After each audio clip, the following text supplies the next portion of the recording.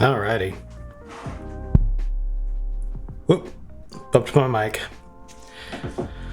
Had to give myself a little extra time there. My coffee hadn't quite finished yet. Be live in a second here. Right? Yeah, we're live now. Sweet. And Jolo, you are already here. You are my most reliable viewer. How's your day going?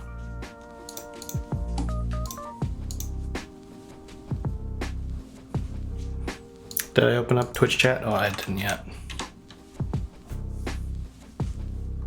I have a little overlay that displays the Twitch chat on my screen. So when you see it on the feed, it's actually not through OBS, it's through this little applet. Did I fix the graphics problem? I have not quite yet. Actually, I'm addressing a different graphics problem today. So what I wound up doing yesterday was, instead of continuing to work on the shader stuff, I started to work on the stuff that was a little easier to follow, because I got these roofing guys who were working on my roof at 7 in the morning, and I went to bed at like 1:30. And so for a couple of days back to back, I was running on very little sleep, so it was a little hard to think. So I went for the easy stuff first. And right now what I'm dealing with is an issue with the frame buffers. And this kind of showed up a little bit a couple streams back. Moving my microphone a little bit. There we go. This kind of showed up a couple of streams back in a slightly different form. So I'll demonstrate the problem real quick, and then we'll talk about it. Nice. I tried to set up Git and GitHub. Kind of worked out not the way I wanted to, but to be honest, I don't care. Yeah, Git and GitHub are, GitHub is great. For starters, I just want to point that out. But Git is being a largely command line based thing. Like, it has a learning curve, and it's not, it's not obvious the best way to use Git if you're just teaching yourself outside of a company environment. But eventually, you kind of learn what's a good practice, what's not a good practice. Wish it were automated a bit more. Yeah, I guess so. There's GUI stuff that makes Git better. So like I oftentimes will use Visual Studio Code's Git integration, and just like when I want to commit a file, I'll just click the plus button. I could automate it myself, but why would I? Yeah, I don't know. Git is like, I don't know. I suppose that as far as command line tools go, it's actually really straightforward. But I kind of just wish that there was an all-in-one perfect GUI-based solution. Because all the time I have to go back to the command line because the whatever tool I'm using doesn't quite take care of my case. Like, I can do theoretically almost anything from VS Code. I can go to branch and make a new branch, or merge a branch, or pull or push or anything like that.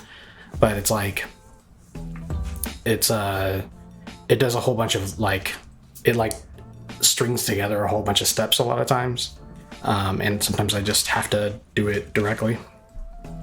It's not great, but. And particularly with game development, Git is not particularly great for version control, but I'm using it for the engine rather than game content.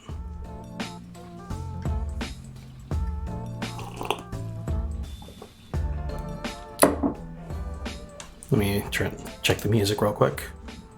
How's the levels on that? Yeah, we're up in -20, so I'll just turn it down on my headphones. Yeah, it's I would recommend taking a look at Git courses, like if you have access to LinkedIn Learning, for example. I learned how to use Git using LinkedIn Learning, and that was a very, very good way to spend my time. It was a very good introduction. but there's other resources.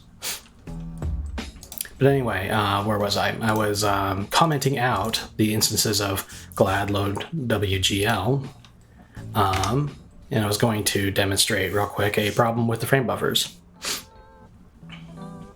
Glad wgl. Well, that's interesting. I'll take this out of the compilation process for now. Engine. Save. 7. F7. CMake task is already running. What's the problem?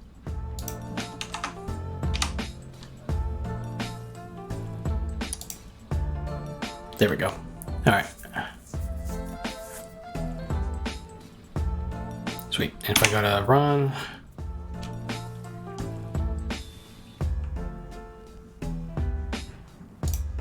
oh, there's one more thing I forgot to undo. Sorry, this all makes sense in a minute what I'm doing.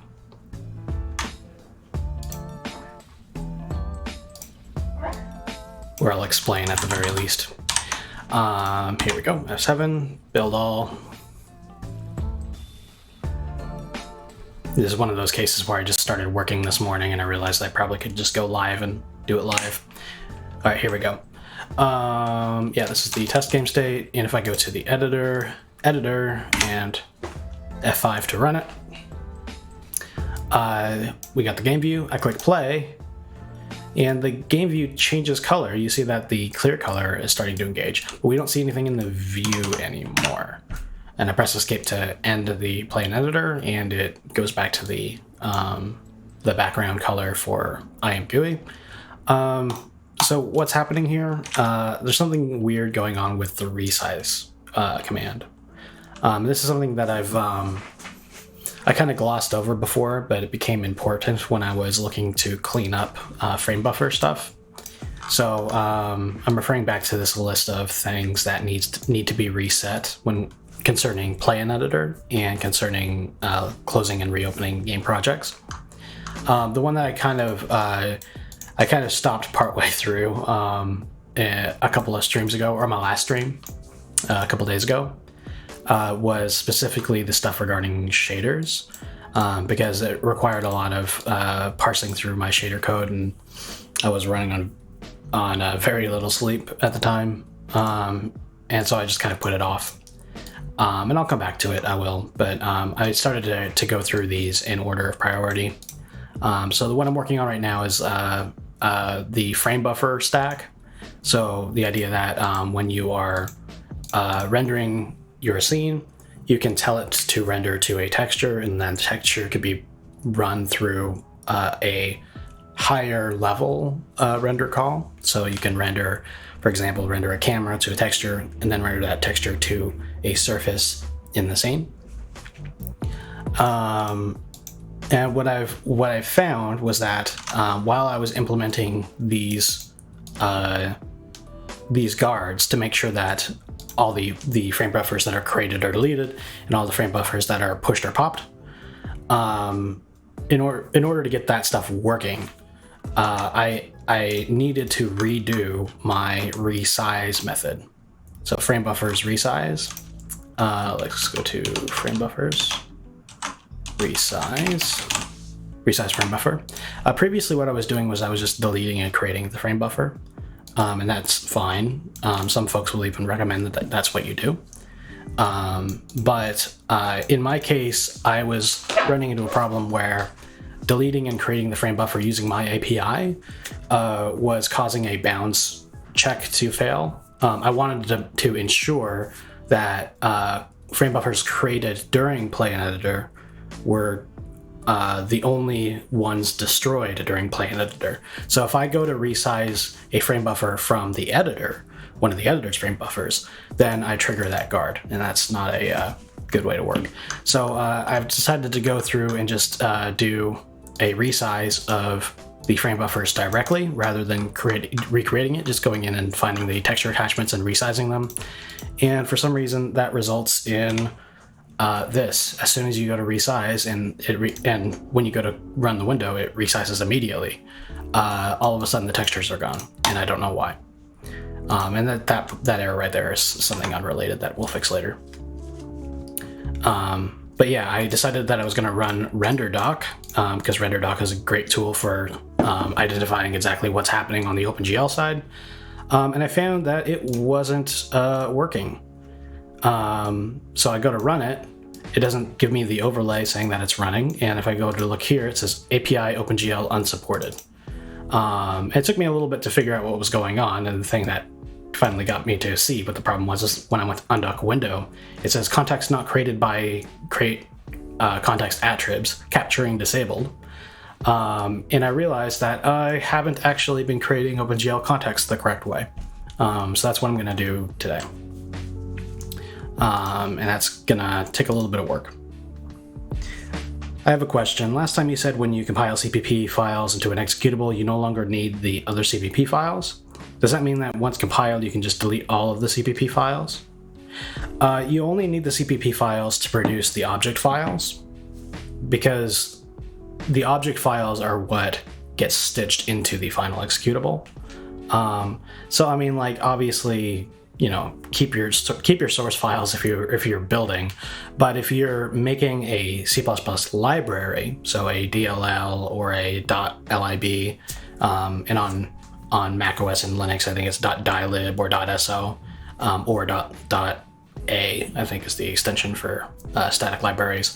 In those cases, you ship the compiled binary, the library binary, and all of the C++ headers, but you don't need to ship your source code. That's correct.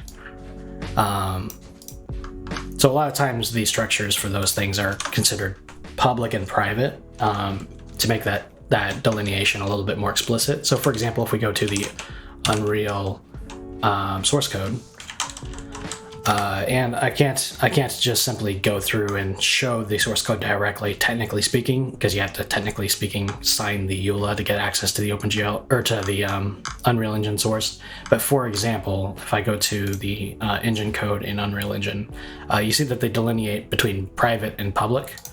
And the public stuff tends to be where they put their headers. And so these headers are the things that you include into your CPP files to use the stuff in the private CPP files, if that makes sense. So you go into these and you start to see all the CPP files. These are private because they get compiled into object files, and you don't have to see their contents in order to use them.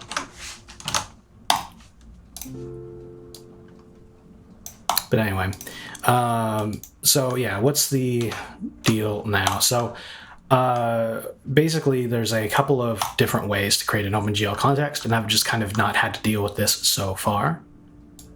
You only need the source files to compile the object files, and then the object files become the application. But obviously you should be in the habit of maintaining your source. Like, don't like you don't want to delete the program that you made, because that's your hard work going down the drain. Is it beneficial to always check for vital files like settings and make them if they don't exist? Yeah. So this is an application design question, and I'm afraid, Joel, just like last time, I'm going to need to. I'm probably going to need to focus on work instead of just making this a Q&A. But yeah, it's a pretty common practice to handle the situation that an important file is missing. So one way it might be to hard code the generation of the vital file if it's missing. Sure thing. So like you could, for example, in your C++ code, you could say, if the file doesn't exist, make one with that name with all these default contents. And then another way would be to have a backup somewhere. And that's actually the strategy I use for what a lot of applications use. But if I go to program files for Enterprise, whenever I have a serviceable installation working, I install it to my computer to see how it behaves there in context. If we go to my Enterprise folder and we go to Content, we have, for example, the Roboto Regular TTF. There might be INI files in here in the future. If there's a file that I need to update, like an input INI, then that will go into the persistent app data. So on Windows, this is your user folder /app data /roaming. And then you find your application folder in there. And you can see that I have an example here where I was testing a serialization of a scene. And then I have the imgui.ini, which this actually contains the layout of the installed version of Enterprise. And this is not an original. This is a user-specific copy that if I delete it, everything will be fine, and it'll just regenerate. But yeah. So when it comes to OpenGL, the first thing you got to do to run OpenGL code is to create an OpenGL context. And on Windows, that historically had been done with wglCreateContext, this guy. However, starting with like OpenGL 2 or 3.2, they added an extension to OpenGL to allow you to provide additional data to create your OpenGL context. And that's to make it a little bit more forward compatible.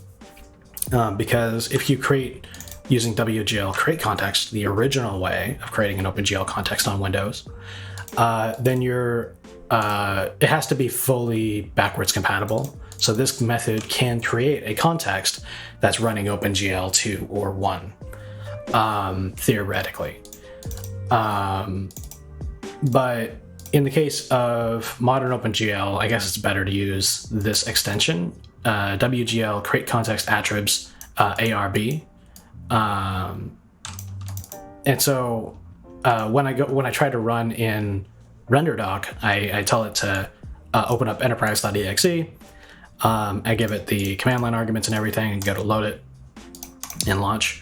It launches all right, but it doesn't actually link up because it says that we're using unsupported, and the undocked window here explains why the context needs to be created using that method, createContextAttribs. So we're going to need to switch to that method of creating an OpenGL context. And that's a little messy. The first problem is that wglContext context creation requires that you have an OpenGL context to begin with, because it is itself an extension. So still, the first thing you have to do is create a context using wglCreateContext. And then once that's done, you load the extension, delete the original context, and then you create it again using CreateContextAttribsARB. And that's a little messy, but that's where we're at right now. So that requires rejiggering some of this code. The first thing that I did was I went to GLAD again. GLAD is a place where you can generate OpenGL loaders. I have preferred to use this tool instead of actually loading all of the OpenGL functions myself, because there's a lot of OpenGL things, and for me that's boilerplate code, and I don't really care about writing boilerplate code. So from here they have a WGL extension loader, and I added the CreateContextARB extension. And I went ahead and inserted it into my project. However, I haven't successfully compiled with it yet. So there's this new header, glad_wgl.h. And this is presumably what you'll include when you want to do WGL extension stuff, which looks correct. It's got a pointer for WGL CreateContextAttribsARB. So once the library has loaded the methods, then we will be able to just invoke them directly after including this header. And then there's a C file associated with that contains the implementation.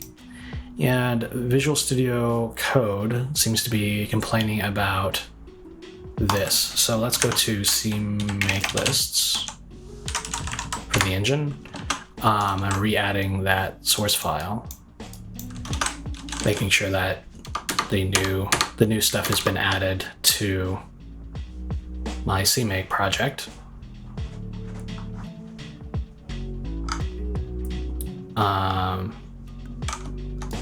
And reviewing, here we go. So we've added glad_wgl.c and we've added glad_wgl.h. Glad.c, glad.h is the straight OpenGL stuff, which is the core profile for OpenGL 4.1. And I'm only doing 4.1 because macOS can only do 4.1. Even though we're up to 4.6 now, and there's plenty of useful stuff in OpenGL versions after 4.1, especially when it comes to error reporting. But just adding that appears to cause a problem.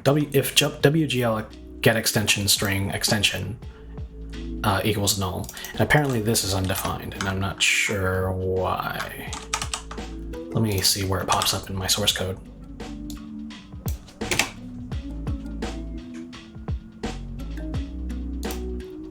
It looks like they just start using it in the glad loader,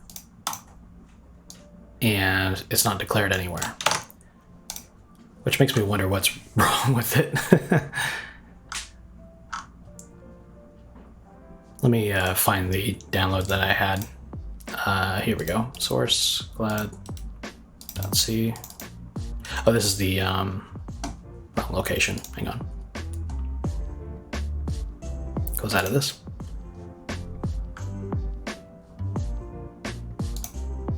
Downloads here.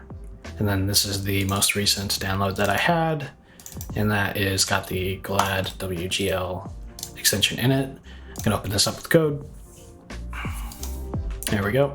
And let's review what we got here. All right, so this is the header. wgl get extension string ext is not defined here, nor here. The only use case is inside of glad wgl.c, and it doesn't appear to be declared here either.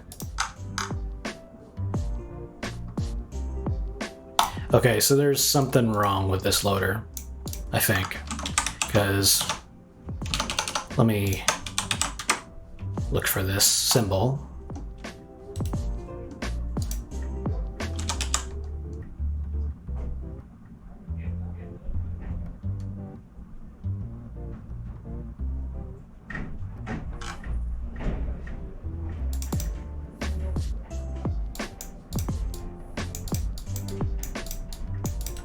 So this is a separate extension, and now I'm wondering whether it's a required extension for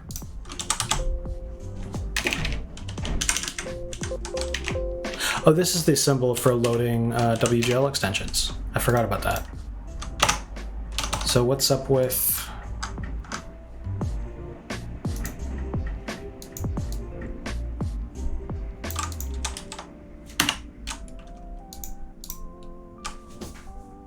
I'm not sure if I'm looking at a glad bug or not. If you're not familiar with glad, glad is a loading library generator. So it's not itself a library. Instead, it's this little web application that you tell it what things you want for OpenGL, and it'll generate the source code to plug into your project.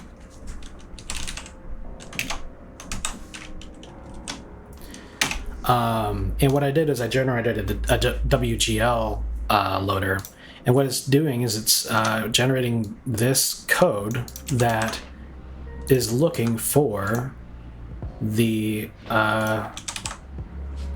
WGL get extension string extension. And this is how you look for WGL extensions. So I am perplexed because I don't understand why it's not showing up in here. Oh, you know what? I think I know what it is. I think I know. I think I've caught the problem. I'm going to generate another OpenGL loader. Again, targeting version 4.1 for the core profile.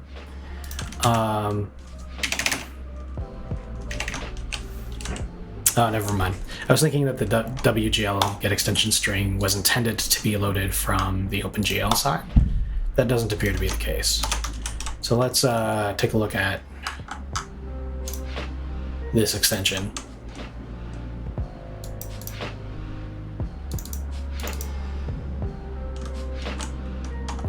This extension provides a way for applications to determine which WGL extensions are supported by a device. This is the foundation upon which other WGL extensions are built. And that is right. Basically, you have to get this extension, and then you use it to check whether the other extensions are around. So it blows my mind, actually, that it's not handled in here.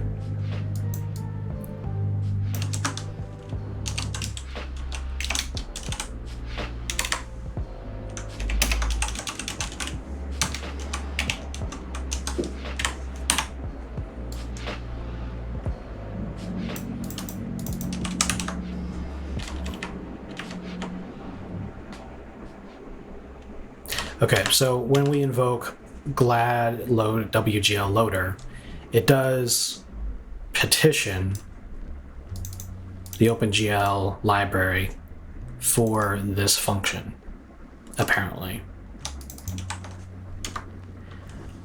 So it does actually have code for loading it. It just doesn't define the symbol anywhere.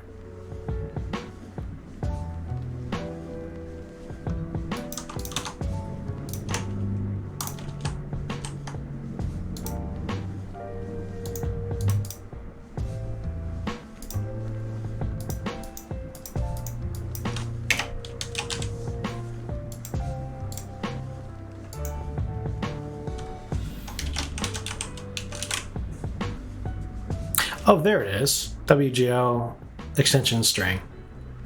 Okay, hang on. Okay, I see. For some reason I was like, maybe the string didn't exactly match up. Yeah, so I was using the wrong version of the string name for this extension. So here's the extension, wglExt extension string.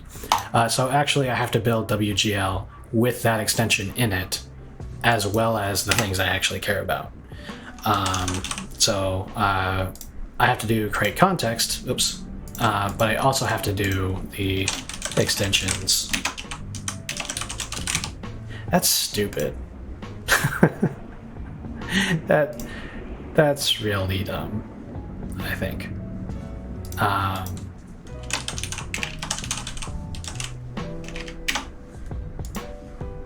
Because no matter what you do, you have to have this extension in order for the other extensions to load. So I don't know why that's optional. Anyway, so we've got WGL, we've got the extension loading string extension, and we've got the ARB create context. So let's add the generation to our engine code. So this is the generated source, and I can just copy and paste that into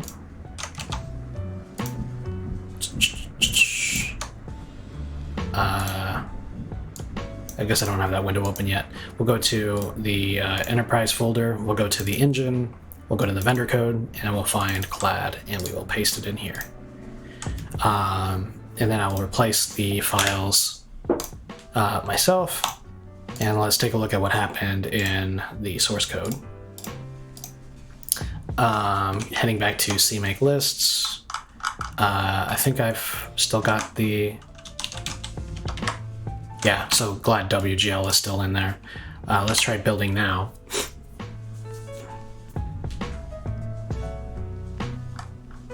Okay, got some problems still.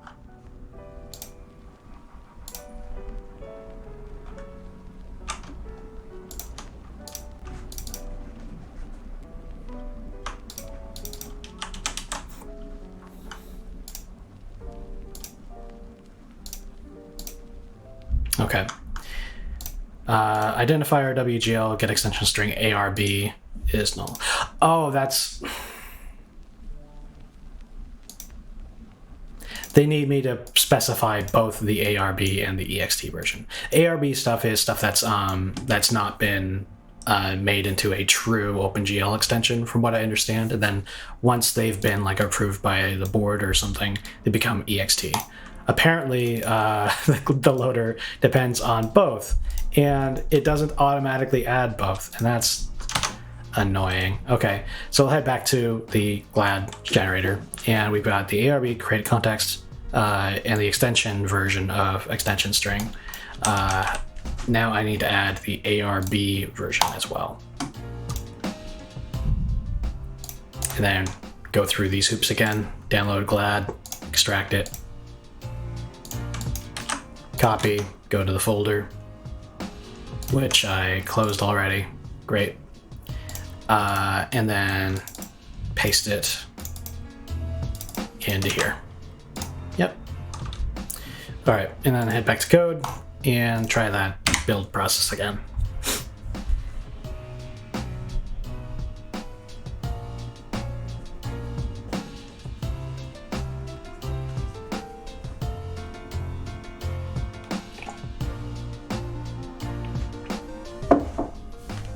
I am really annoyed that the roadblocks that I keep hitting are the things that they're like quirks that you have to remember, but they're not logical.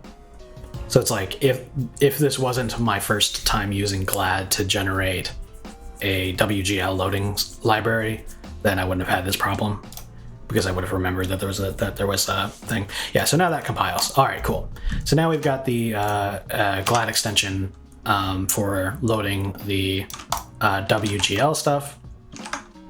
Let's head back to the window code, and there's a couple of there's two window generation code files specifically that I need to address. There's the one that generates the game window, and then there's the one that generates the editor window for the editor project. So scrolling back up to the top, here it is, window init. So the first thing I do is I subscribe to the enterprise event system for window close messages. So that way, if you attempt to close the window for any reason, I can respond to it in the game code. All right, and then we get the app handle. So this is get module handle, just gets you the handle to the application on the Win32 side, and I need that for this stuff. So we got the window class registration, and this is for the actual window that I want to create. And we create the window handle, and then we create a device context, a rendering context, then we load GLAD. Now I'm going to need to change the order on this a little bit because we now need to create a dummy window. And this is an awkward little quirk of pulling up what did I close the code sample? Yeah, here's the code sample. But it's an awkward little quirk about working on Windows OpenGL. Is that when you create a window and you create its window class, you can set the window's pixel format. So exactly how the data is constructed in the default frame buffer. You can set that one time. So I can't just create the window, then load the things I need for OpenGL. I need to create the window, create the dummy context, then load the WGL stuff, then delete both the dummy context and the dummy window, and then create the window that actually has the pixel format description that I want, which sucks. But I'm gonna probably just cut and paste this. Nick Rolfe's got this gist that covers like the very bare minimum. And I don't actually care about the stuff that's inside of the window class. So I'm just going to do this very bare minimum one. Register class. This code looks all right. And they get the pixel format descriptor set up for it. They choose a pixel format. Then they go to create the dummy context, and then this is where they go to load the extensions, the WGL extensions we care about.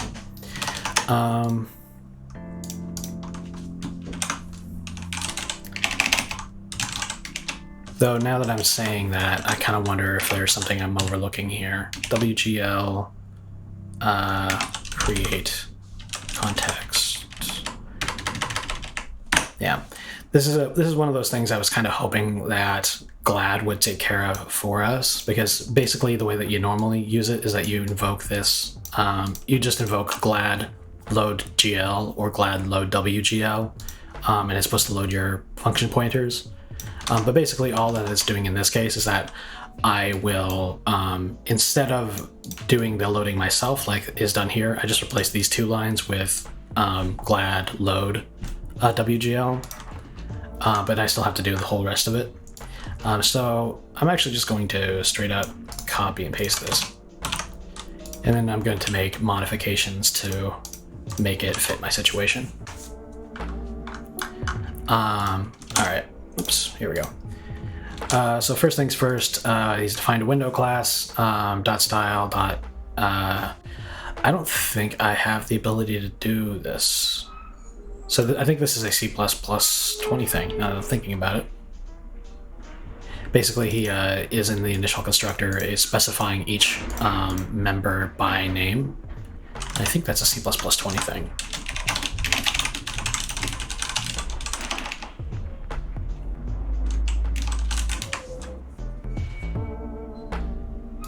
Here we go.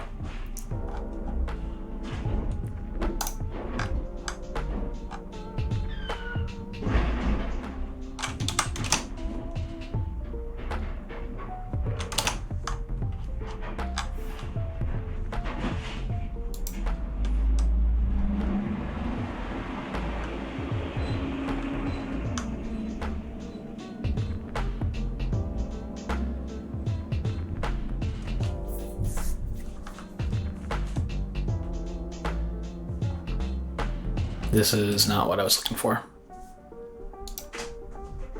Here, this is what I was looking for. Yeah, so T object. So this is the form that he's using to initialize the members of the struct.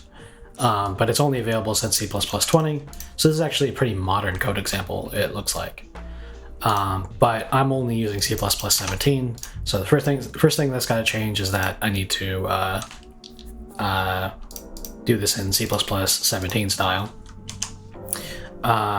So basically, I will create the object, and then instead of doing initialization without specifying the names, I'm just going to say, let me do a little quick bit of formatting here. I will say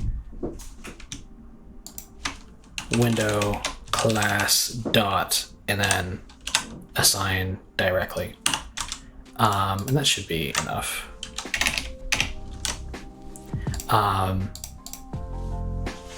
This technically isn't a great way to initialize. I do prefer initializing in braces, but because this is like kind of obtuse code to read, I prefer to do it like this. I allocate and then I assign. So this line here will default initialize these values to like 0, and then I will assign after the fact, which is 2 steps. But I'm only doing this at the initialization of the program, so I don't really care about that. I care more about being able to read that I'm assigning this to the style member, I'm assigning this to the winproc member, and so on. So basically he just defines a window class here, pretty straightforward. And then he registers it, and then he calls fatal error when there's a problem. I have my own version of that, but actually it's going to look a little different. I am going to just wrap this in an assertion. So this is the call that actually registers the window class. I'm going to be calling EP assert on it, or actually, sorry, EP verify. There we go. And basically, if the condition that returns from this function is false, then we throw a fatal error. That's basically what that does.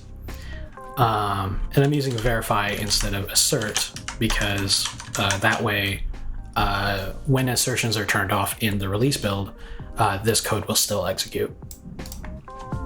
Okay. Good. And actually, this should be just render class, not render class A, I think. I'm gonna double check that.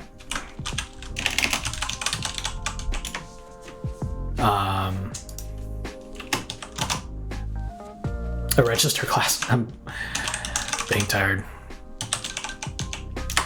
Because on the Win32 stuff, there's a version and there's a W version for ASCII and wide character.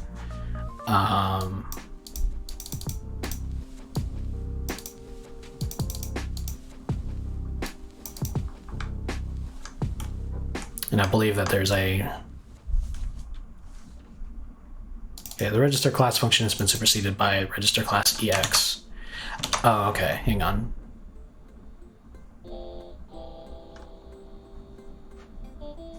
Yeah, so actually I should be using register class EX. Let me do that. If I look back at the way that I've registered my own window class down below, I am using register class EX. That's right. So let's do that up here as well. So we'll call EP verify on register class EX, and then register class EX accepts a pointer to a when class EXA. Okay, hang on.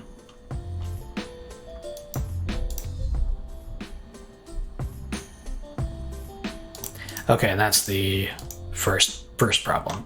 Okay, so I'm going to do this a little differently. I'm going to go ahead and use the non-generic version of register class because apparently they didn't bother to make a generic version. And even though this is technically speaking deprecated, I will use it for the sake of simplicity, and I will come back and change it later if I need to. I just want to get this working. So we've registered our window class. This is the dummy window class, and I'm going to rename it to make that explicitly clear. Dummy window class, like that. We've got a dummy window created from create window EXA. Again, that should be just create window EX and then let the macro decide which version to use. Oh, but I can't because he's using the ASCII version. Okay, never mind. I'll do it like that. And just to review the members that he's passed in a 0 on the style. He's passed in the class name, which is this string, which is yeah. Let me read you that.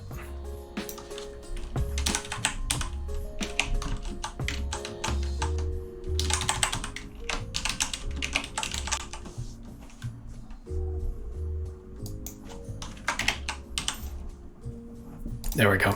Dummy wglCreateContextAttribsARB window class is what I called it. Okay, cool. Pass that in. We pass in the window name, which is just going to say dummy OpenGL window. That's fine. We pass in 0 for the style. We pass in the defaults for the width, height, and position. And then we pass in no parent, no menu. We pass in an H instance value. That's part of the dummy WC struct.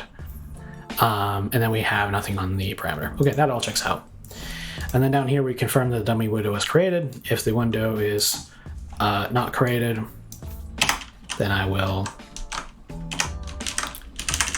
throw an assertion, EP verify, oh, actually EP assert dummy window.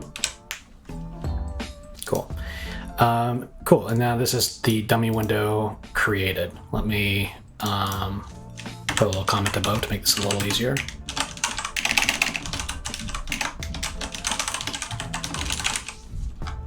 Sweet. And then down here we get the device context for the dummy window, and then we set up the pixel format.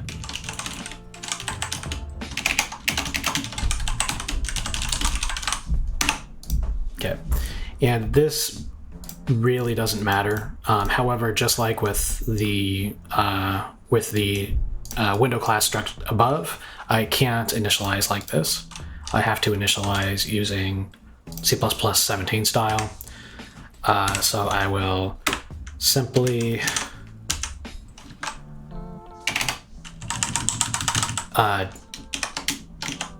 here we go. So I will start by declaring and instantiating a pixel format descriptor on the stack, and then I will go in and say pfd dot the member and assign it whatever value. Except for I said PDF instead of pfd. There we go. Cool. And now we've got a pixel format descriptor with all the data in it. Real simple, draw to window, support OpenGL, double buffer. In this case, I don't actually need it.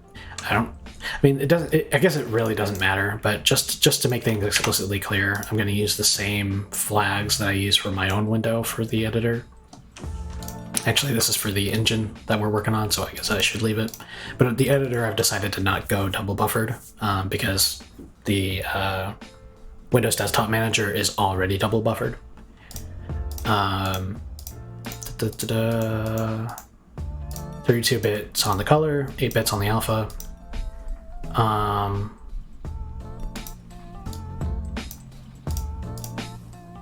Depth and stencil fits within 32 bytes. Yeah, okay, that's probably fine.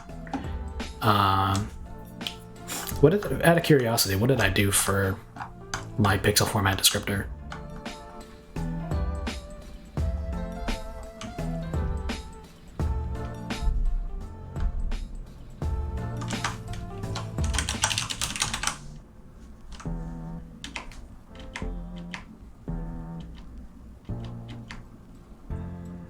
Okay, this is mine. I declared it at the top, and I did it using the C++ 17 struct initialization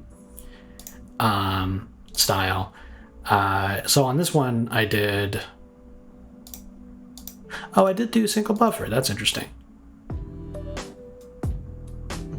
I guess that makes sense for the moment. I'll come back to that later. But I did 32 color bits. 24 plus 8 for the depth and stencil bits. I didn't do an 8-bit alpha channel. Oh, and that makes sense because the alpha channel is basically useless inside of a window. Because what are you going to do? Blend it with Windows? I suppose there's applications where you may want to do that, but I don't see them in the case of a game engine. Cool. And I'll just make this match mine like that. Cool. And now once we specify the pixel format description that we want, we have to ask Windows to get it for us. So we say choose pixel format. It'll give us back the pixel format that most closely matches what we asked for.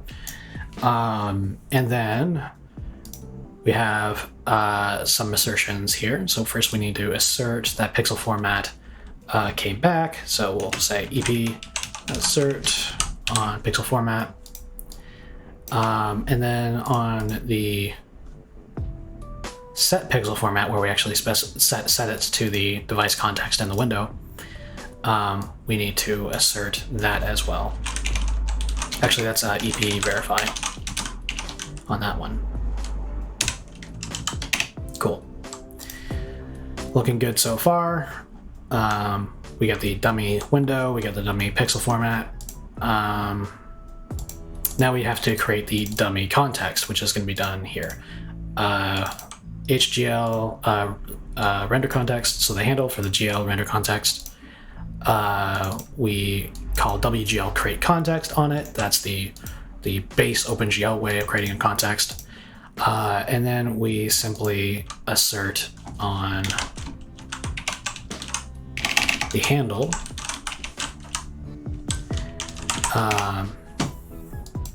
And I'm going to rename this to be, instead of dummy context, I'm going to say dummy wglRC to make that a little bit more clear. That is it'll to make the acronym align with the API. I will use wglRC because that's the type that we're getting back. All right, and then we invoke wgl make current, and then this is another one where we got to say ep verify to make sure that it returned back correctly, and that it executes in release builds. Cool, so far so good. So now we've got the context created and made current, and that's it really. If we go back to the code sample, after this they just do the loading of the pointers of the ARB stuff, and this is actually where instead of doing that I would use glad. So I would use glad load wgl, right? Yeah, that's right. I just don't have the header included, I don't think. Oh, there's no underscore. That's what the problem was. So at this point, we've got the, there we go. So we've got the dummy pixel format set up. I should comment out down here,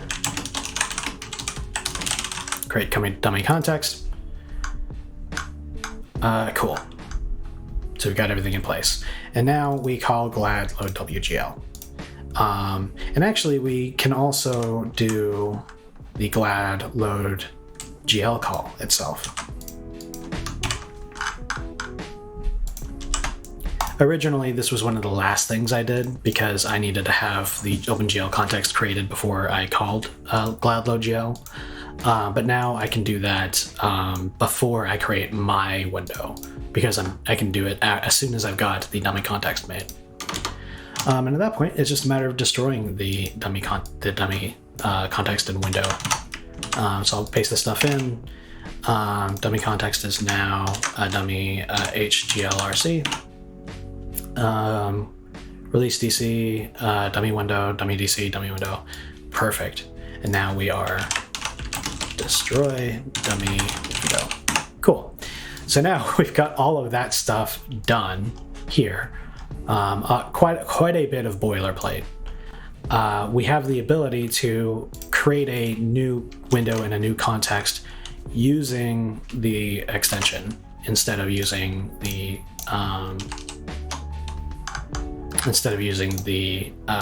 default create context.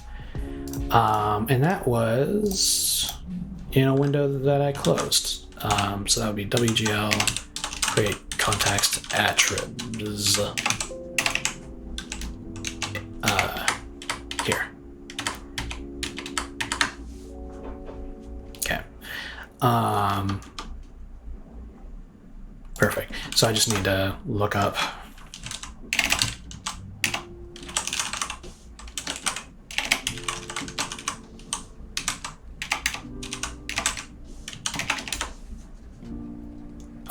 here we go. So this is the documentation for this extension. I'm just going to read through and find. Here we go. So it accepts the device context. It accepts the share context. That's an interesting name. It accepts the device context and the render context, and then a list of attributes. I'm just a little confused about why it says share context. That implies that I'm sharing the render context with something else. If share context is not 0, then all shareable data, excluding OpenGL texture objects named 0, will be shared by share context.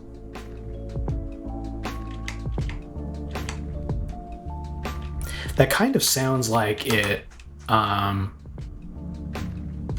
It kind of sounds like it's referring to wgl share lists. Hang on a second. This guy. If you have multiple OpenGL contexts, so in the case of the editor, we have one for the main window and then one for every undocked window. You have to use wgl share lists in order for those to share things like textures. And it's kind of looking to me.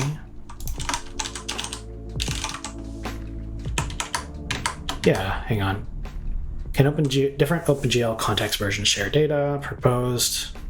Yes, with restrictions, blah, blah, blah, blah, blah. Okay, hang on. Sharing objects between contexts. Add to the description of wgl share lists. Future versions of OpenGL may only support being added to a share group at context creation time. Specifying such a version of a context as either the HGLRC1 or HGLRC2 arguments to wgl share lists will fail. So it sounds like they're talking about, they're speculating that in the future, wgl share lists would be outright replaced with parameters to this context creation.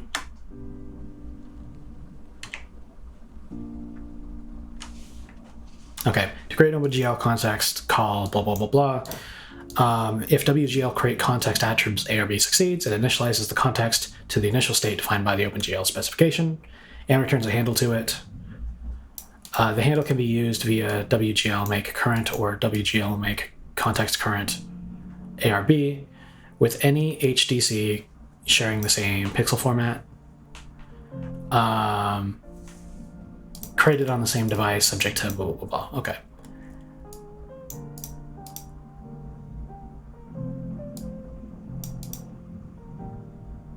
Okay, so what I'm getting from this is that if I already have a wgl context created, I can pass in the rendering context from a parent window, for example, and it will automatically do the equivalent of evoking wgl share lists on it. I might need to take advantage of that regarding IMGUI, but for now I'm going to put that on the back burner. Alrighty.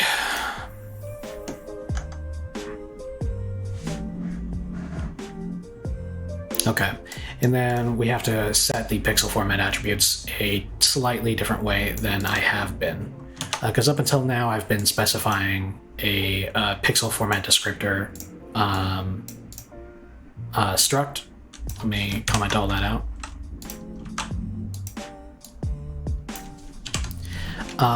And now we need to specify an array of integers, basically.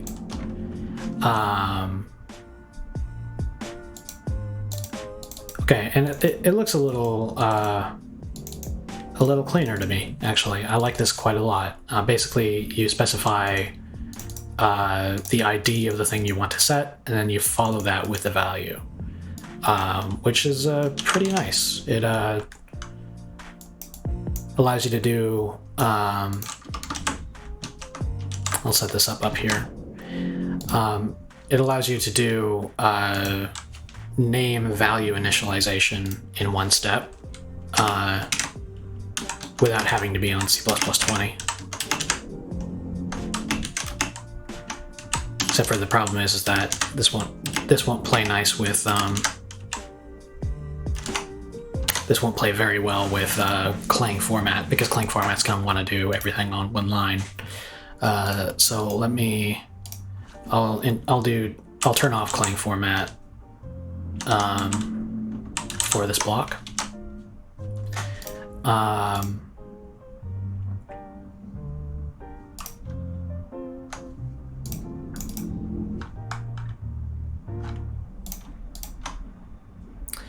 And I'm not finding these definitions anywhere. That's interesting.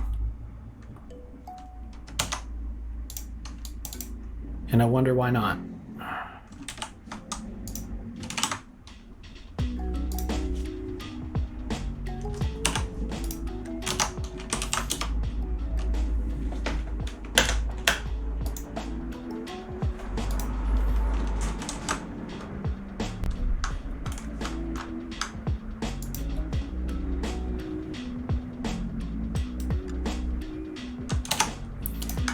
I guess there's a header I need to include. So underneath the glad stuff, I need to include wglExt.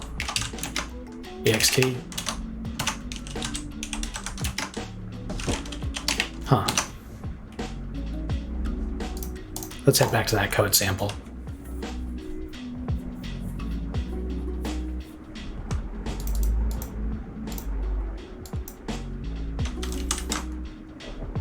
Oh, he defined it at the top. Okay, hang on.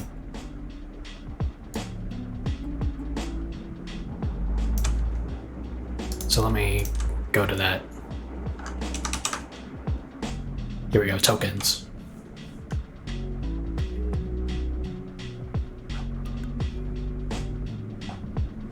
I don't really want to specify all these myself. I want to have a header do it for me. Preferably one from glad would be great.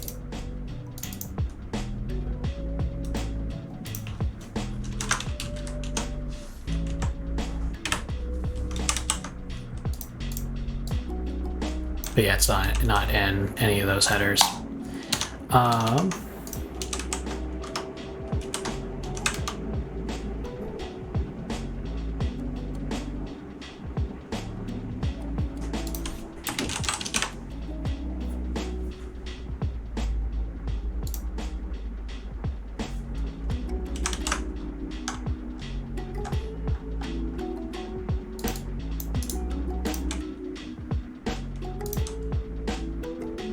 So there's this header wglExt.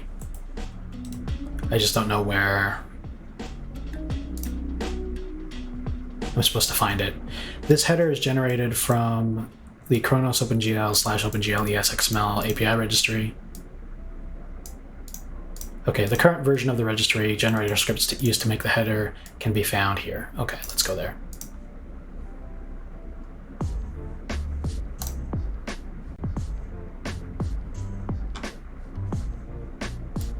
Okay, and this is by a Chronos group.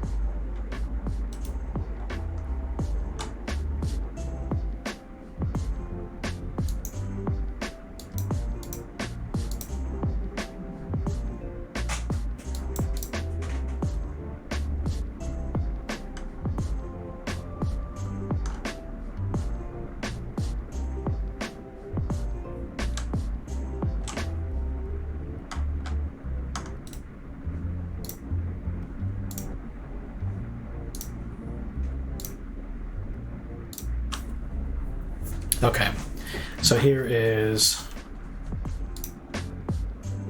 the place where they define a lot of this stuff.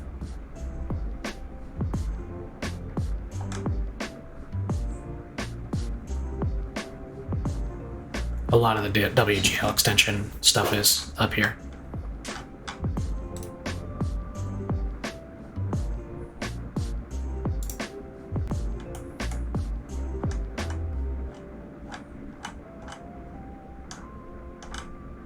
The thing that really annoys me is that I feel like, because this is associated with the extensions that I added via glad, I feel like glad should have taken care of this. But it hadn't.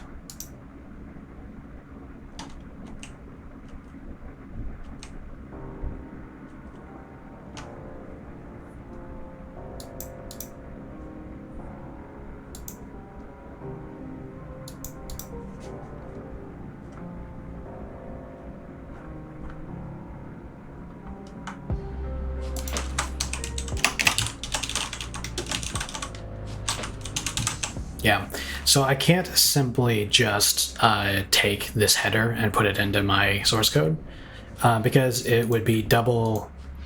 It would be declaring for a second time the functions loaded by glad. So I am a little annoyed. Let's go back to the extension documentation itself and just copy that stuff out.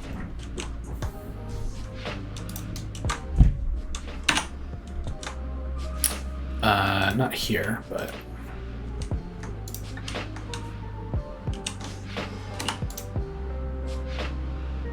here. So here's the description of oh, okay, actually this is its own extension. So maybe there is a glad loader for this. Oh, that's the wrong glad.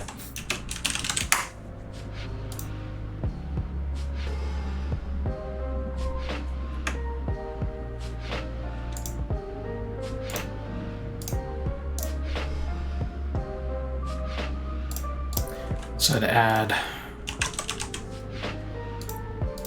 we'll add the extensions string, we'll add the create context extension, and then there's a pixel format extension as well, wglARB pixel format. Okay. Generate.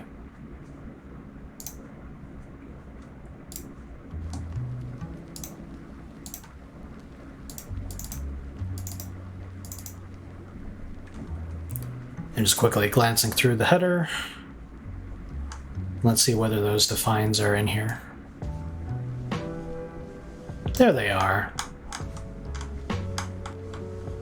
So that's all the pixel format stuff that we were looking for.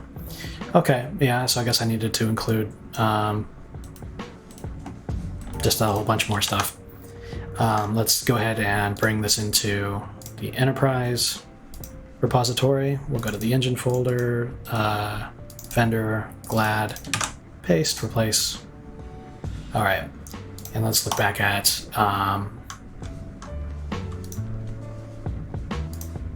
here we are in the engine. So now this should be filling in, I think, from glad.wgl.h.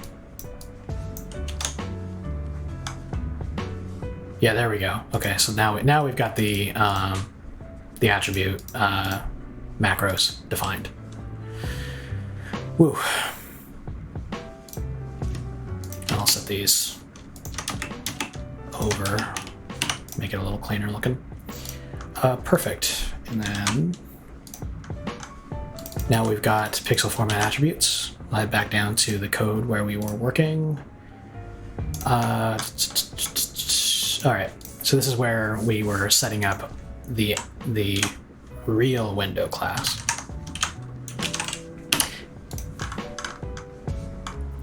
Actually, now that I'm thinking about it, do I have to unregister the dummy window class?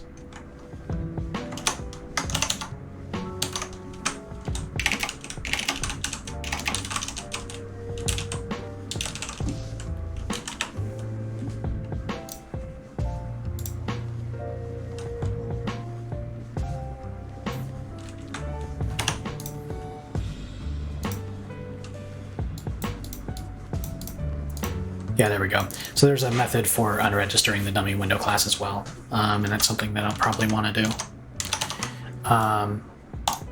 We'll head back to that code example.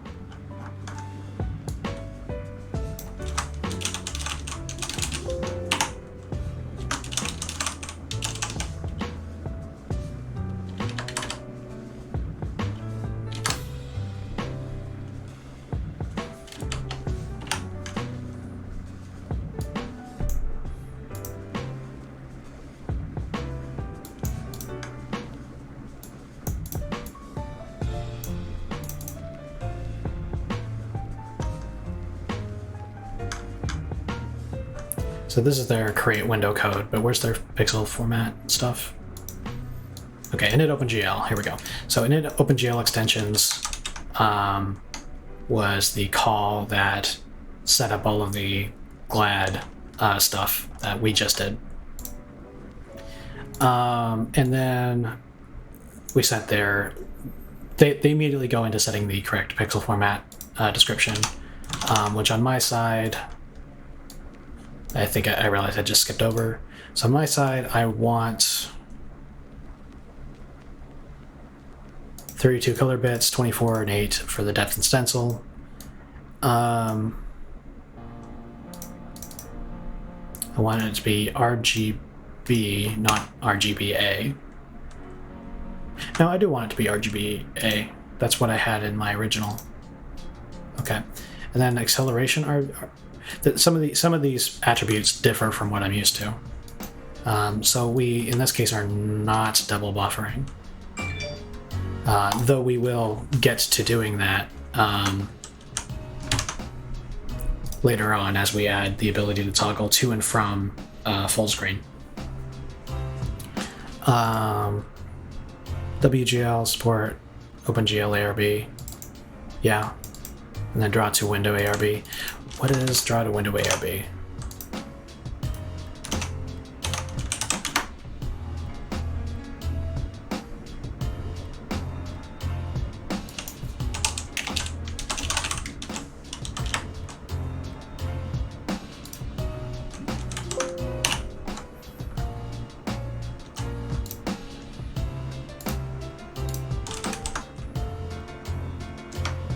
Here we go. True if the pixel format can be used with a window. The eye layer plane parameter is ignored if this is specified. Okay. So I guess that's true.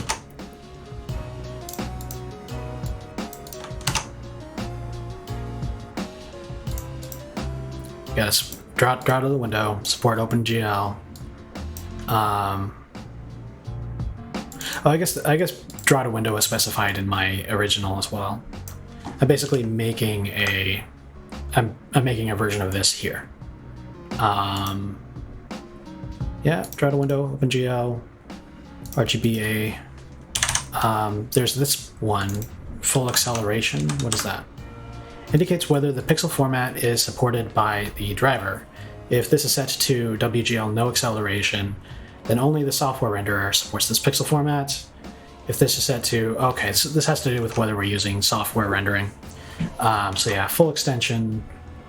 If this is set to WGL full extension ARB, then the pixel format is supported by an ICD driver. Yeah, so that's what we want.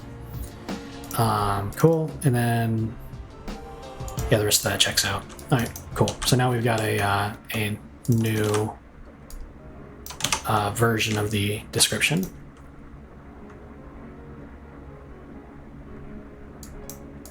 And then we got to use WGL choose pixel format ARB. Is that yet another extension that I have to add through GLAD? Choose pixel format. Maybe that was part of the extension that I already had.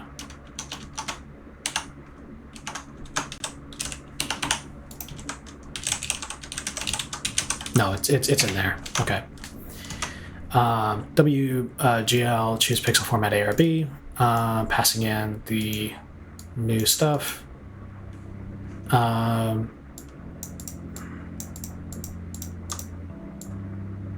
Yeah, and okay, yeah, I think this is all pretty straightforward.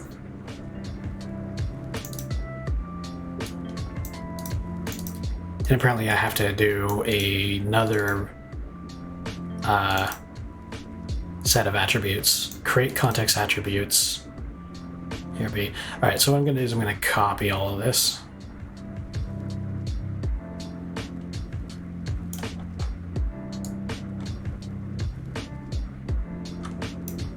After the pixel format attributes is set up.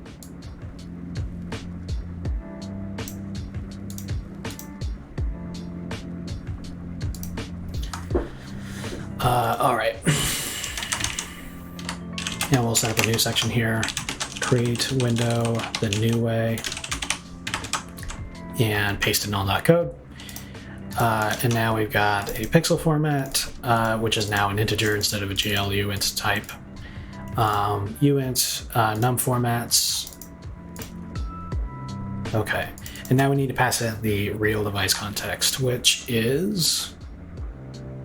Have we created it yet? Created the...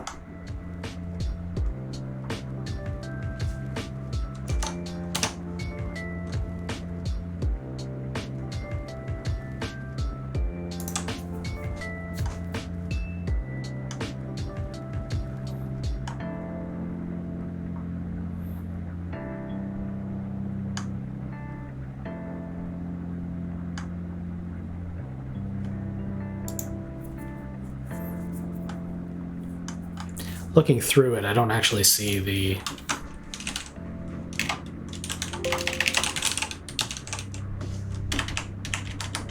window class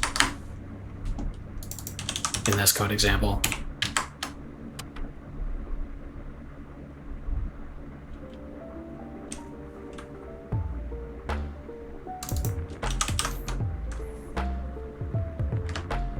Okay, so in their code, they create the window instance, the main window instance first, and then they create a secondary window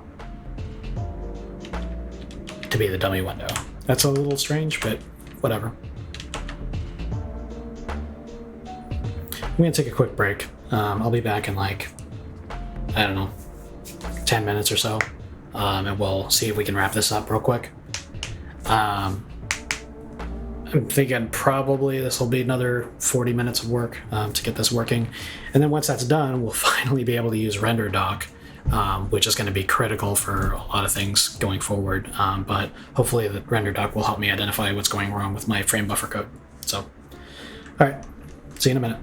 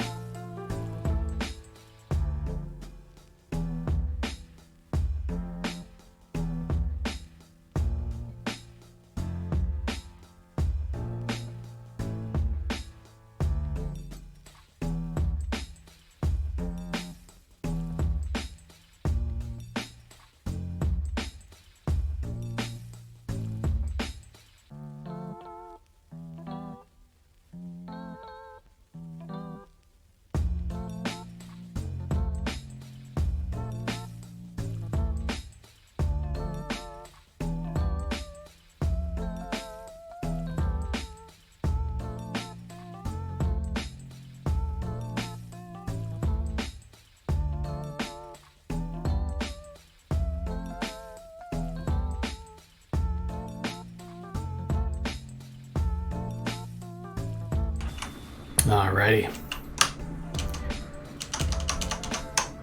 I'm back. Pull up my stream on my phone again.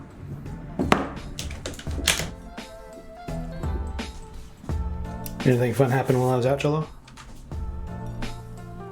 Oh, you know what? It looks like I missed a question from you before. After you said that was... You said, should I make a list inside a single file or make multiple files of settings? Oh, you were talking about vital files. Yeah, that's a matter of opinion. If you have a single file, that's easier to pass around, but it can lead to being less organized. It just got to do whatever makes sense for your application, really.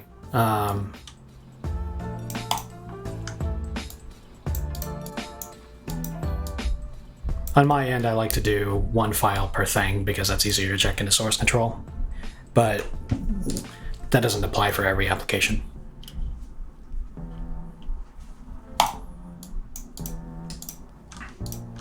Anyway, where was I?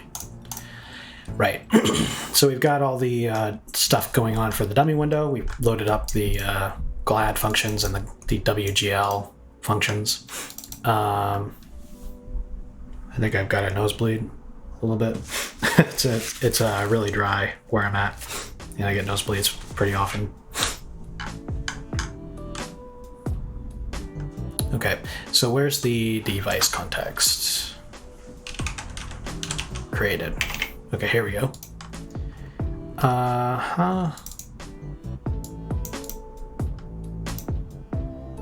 Okay, so what I was doing in my original code is I was creating the window, getting the device context, and so on, and then loading glad. Now I need to create a new window. I need to do a few things. Close out of the PowerShell.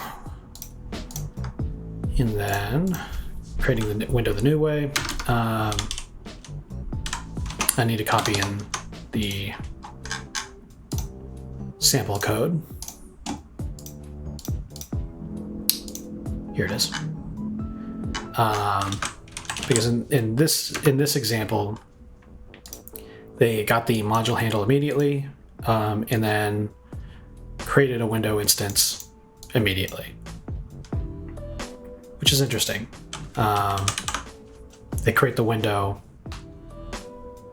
and then they create the dummy window, which, you know, whatever, but this is their version of that code. I'm going to copy it and then use it as a base, modifying each element as I go. Cool, so here we go. We've registered the real window class here. That's going to have to change. I'll move this down below here, like that.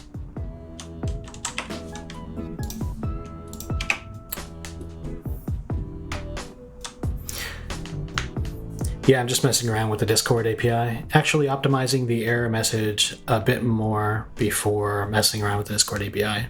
Yeah, I haven't really played around too much with Discord and Twitch and all of those APIs, the web-based APIs. I think I'll eventually want to. Especially if I do a Discord for this channel, I'll probably want to automate some things. Are you finding it easy to get into?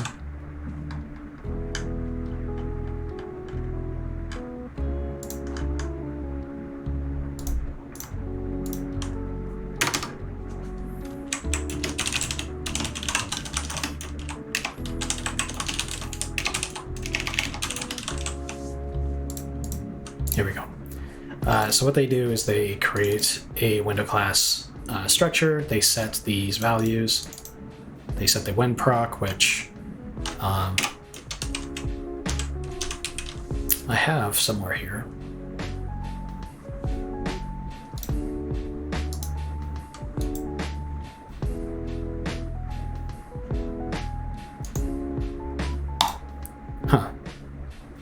I don't think I'm getting the I don't think I'm getting the Twitch chat on my computer. Hang on a second. Okay, it appeared. I thought for a second that the overlay wasn't working, but apparently it is. My window procedure is here somewhere. Here it is, Win32 WinProc. It's definitely fun, and I'm obviously not making a high-end bot or stuff, but yeah, just messing around a little bit. Yeah, that's a perfectly valid thing to do.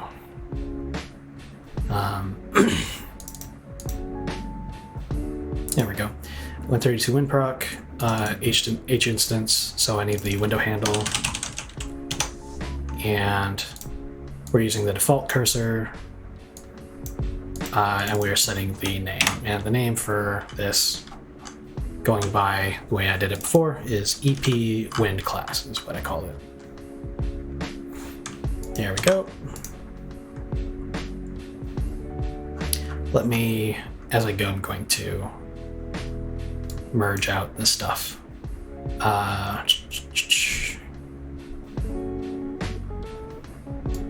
So I'm going to cut this up here. Oh, wait. Yeah, cut this. Paste it up here. And then compare.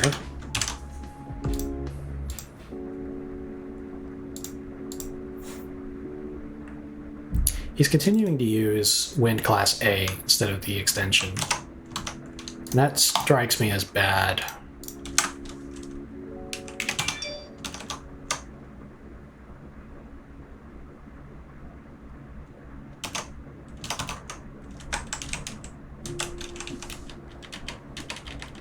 I wonder if somebody's mentioned this in the comments. Oh, okay, hang on. So he does use Wind Class EX for the application window. Then what's the business about? Hang on. I guess I'm getting confused by this code. So this is main, gets the module handle, create window instance, then gets a device context, then inits OpenGL, so this is where the dummy window is created. And then you show window on the window instance.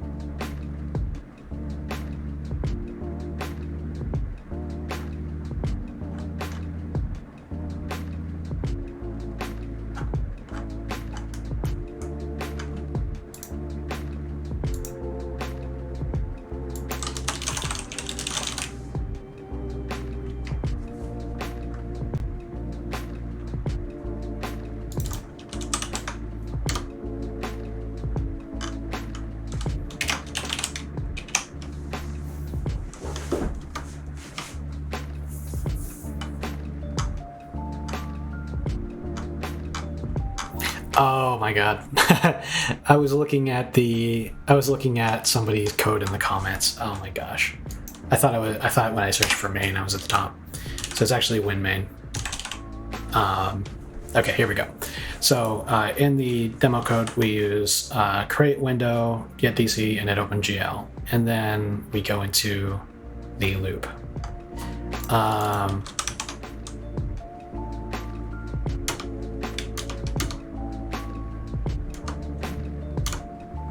And so in create window, we use, yeah, so he's using Wind Class A instead of the more correct modern way. Because this should be configurable from your CMake lists. So you should be using register class instead of register class A.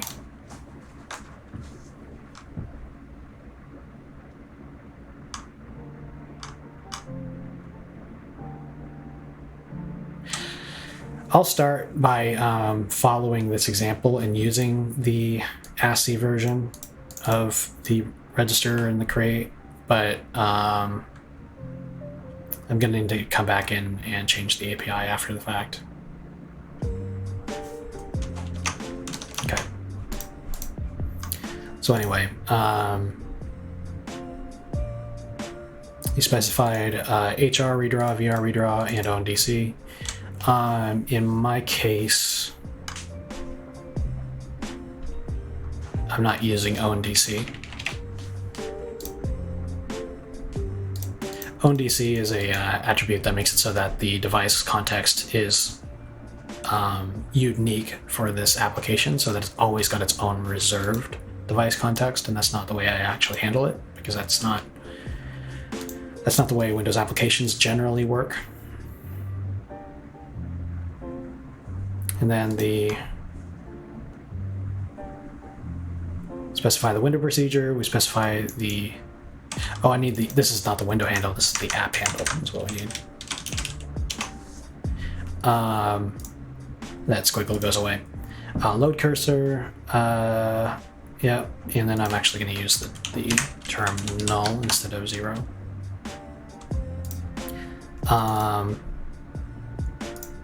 HBR background.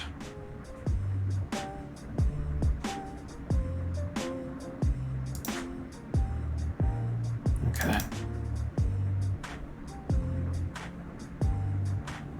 Now you know what? I'm gonna go straight to using the extended API, because I've already got all this stuff set up correctly for registering the window class on my code. So I'm just going to go through and paste and replace code from the sample as I need. So I've registered a window class. I've got to follow that up with a register call. So down in my code down here,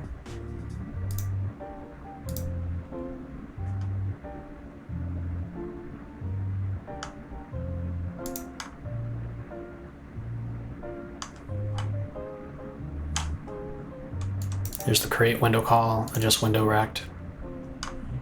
Where's my register call?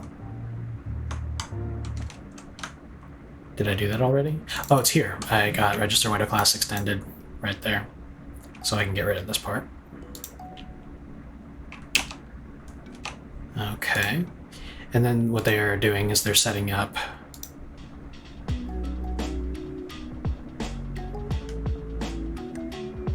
the window.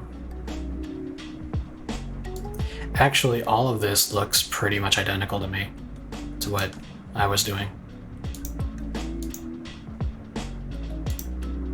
And then they do the pixel format stuff. Okay.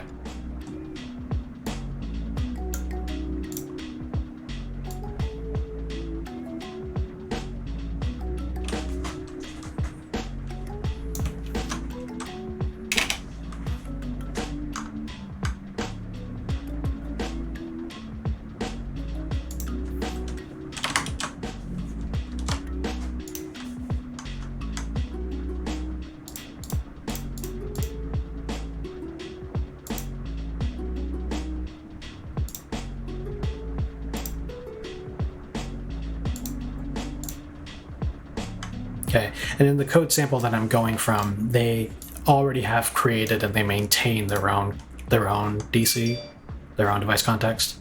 I do that a little bit differently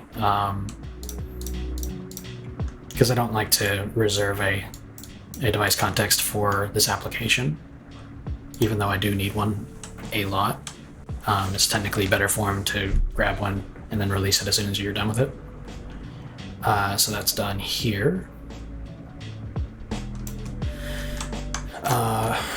And I'll put that here, get the device context. So the device context equals get DC for the window handle, the pixel format.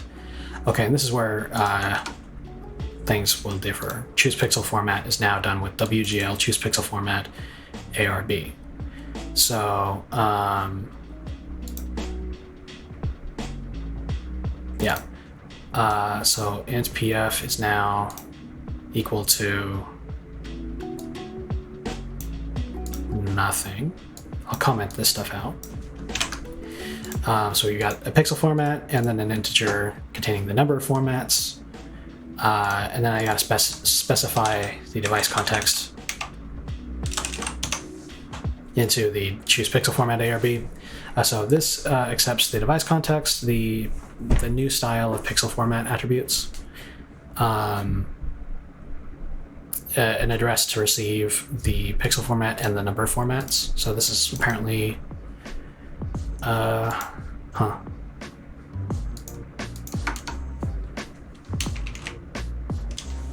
Is this supposed to be sending back an array of?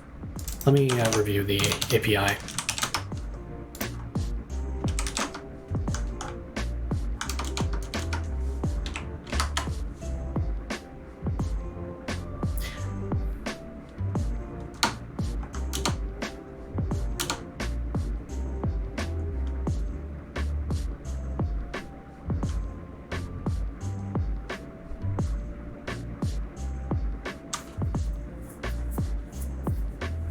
Okay, so it does return a list and not just a single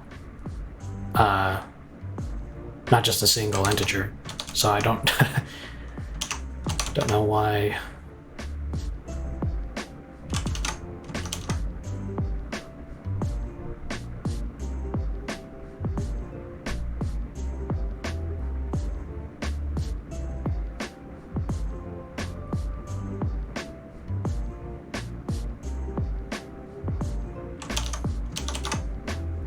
Okay, I get it. So you can specify in this call the maximum number of pixel formats that you want. And so in this case, the call would specify just one. We care about only the format that most closely matches what we specified. And therefore, we can just pass in an integer instead of an integer array because we're only receiving the one. And then we just check here. We just assert that num formats is non-zero. Because if it is 0, then we haven't gotten a single format. Okay, so now we've chosen a pixel format.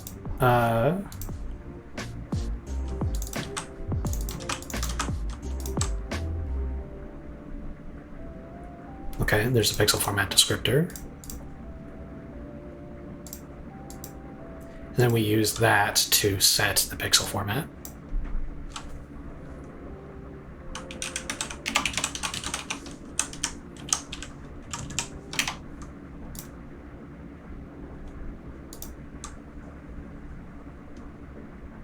Okay, so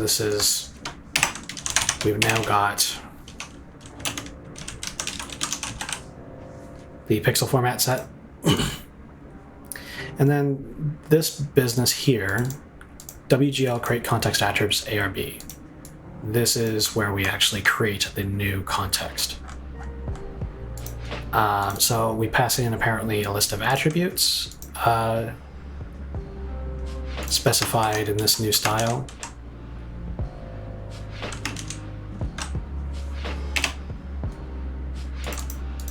Let's read the documentation on this method.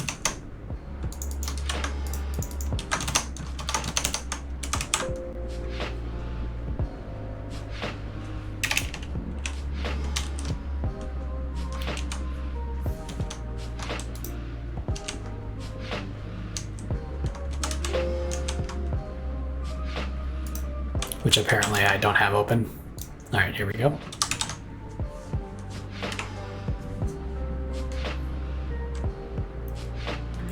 All right, so we pass in the device context, we pass in any render context that we want to share with, and we pass in the attribute list, which is what's important to me.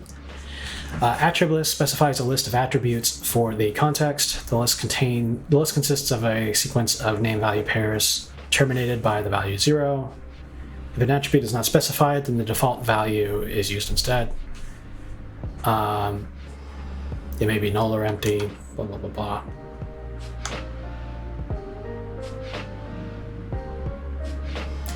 The attribute names context major version and minor version request an OpenGL context supporting the specified version of the API. If successful, the context returned must be backwards compatible with the context requested. If a version less than or equal to 3.0 is requested, it may return... Okay.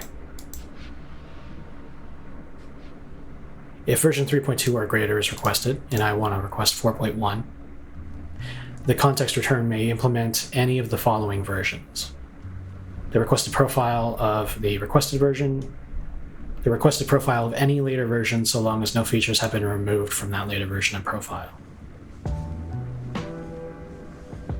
Okay, that's exactly what I want. So in this case, we're going to be specifying 4 for the major version, 1 for the minor version.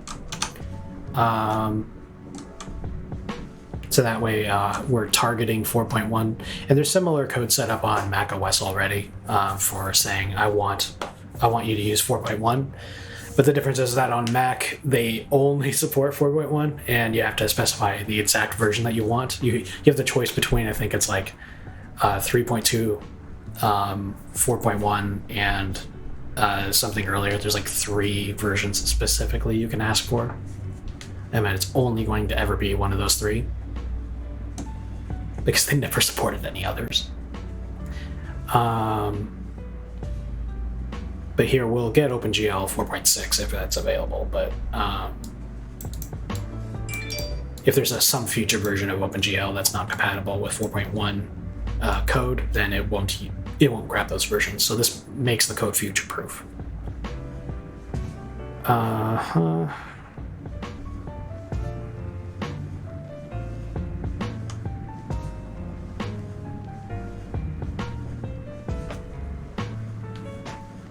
The attribute name context profile mask ARB requests a context supporting a specific profile of the API. If the wgl context core profile bit is set, then a context implementing the core profile is returned. If compatibility profile is set, then a context implementing the compatibility profile is returned. If the requested OpenGL version is less than 3.2, wgl context profile mask ARB is ignored, and the functionality of the context is determined solely by the requested version.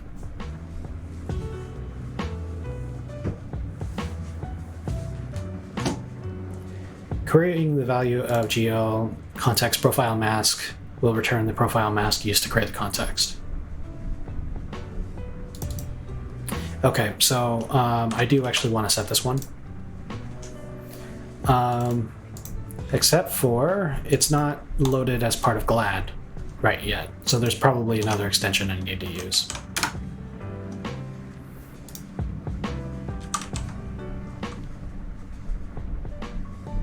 wgl ARB create context. Huh, that's weird.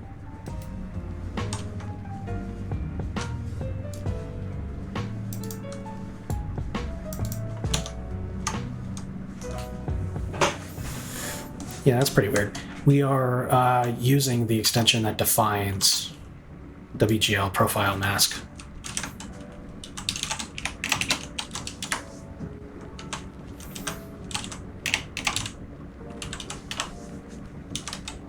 But it's not in the header.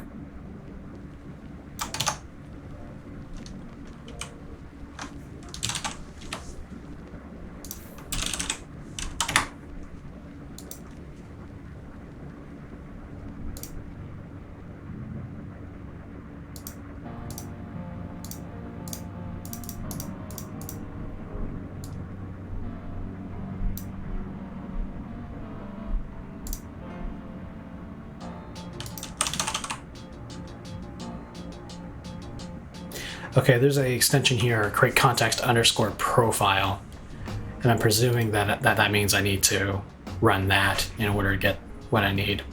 Let me go back to the header that I had generated. I'm going to use the link inside of it to preload the extension headers that I've already got, and we'll go to create context and we'll add profile to it. And presumably that'll give me the ability to specify that I'm using a core profile. Let's generate that. I'm on my 8th GLAD download, having to constantly respecify my GLAD version. All right, copy that out. Let's head to Enterprise, Engine, Vendor, GLAD, paste, replace. All right, and then back in here, the header should now contain, hopefully, the context profile mask ARB, and it does. Perfect. Awesome. And we are using the core profile bit, so that needs to be set.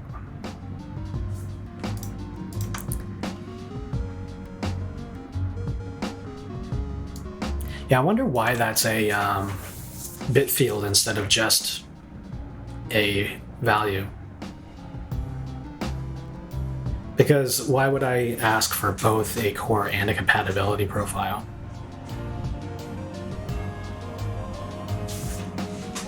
Whatever. I guess ask for either, I suppose, is how that is supposed to work, but whatever. Back to the documentation. Okay.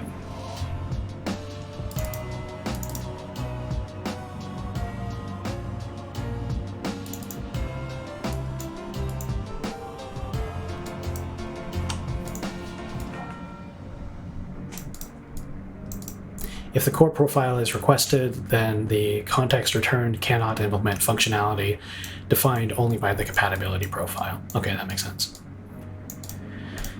The attribute name, wgl context layer plane, specifies the layer plane that the rendering context is bound to. The attribute value has the same meaning and allowed values as the iLayerPlane parameter of wglCreateContext. The default value for wglCreateLayerPlane is 0, the main plane.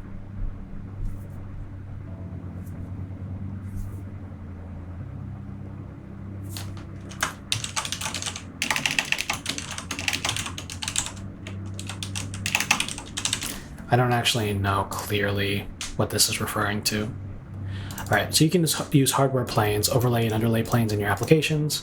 With Windows, pixel formats describe the pixel configurations of a graphics device. Each pixel format describes the depth and other characteristics of the main color buffers and describes additional buffers that the main plane uses. Okay, a window manages the color buffers of layer planes similarly to the way it manages main plane color buffers.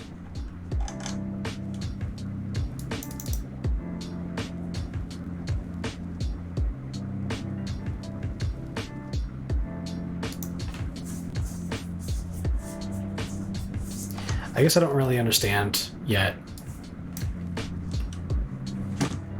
Okay, here we go. The role of WGL functions of OpenGL, blah, blah, blah, blah.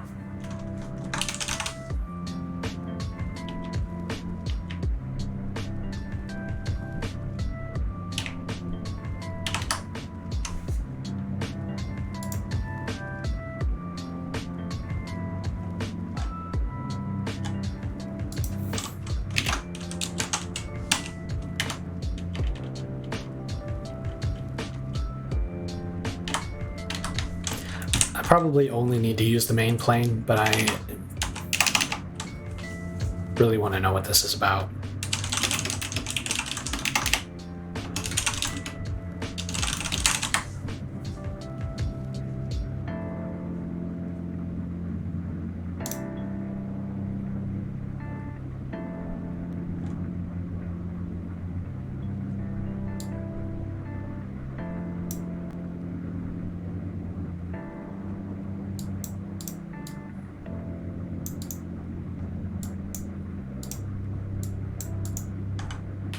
Okay, I'm going to put that on the back burner for now. The only thing I can suppose is that that's a feature that's intended to be used for compositors, and I'm not doing that.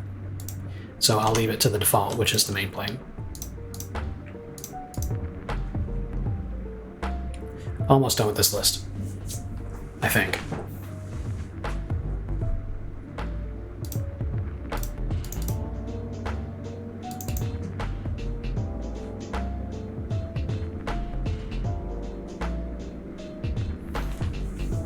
Okay, cool. So there's a bit here that I can set on debug versions that will give me a debug context. That's going to be useful, I think.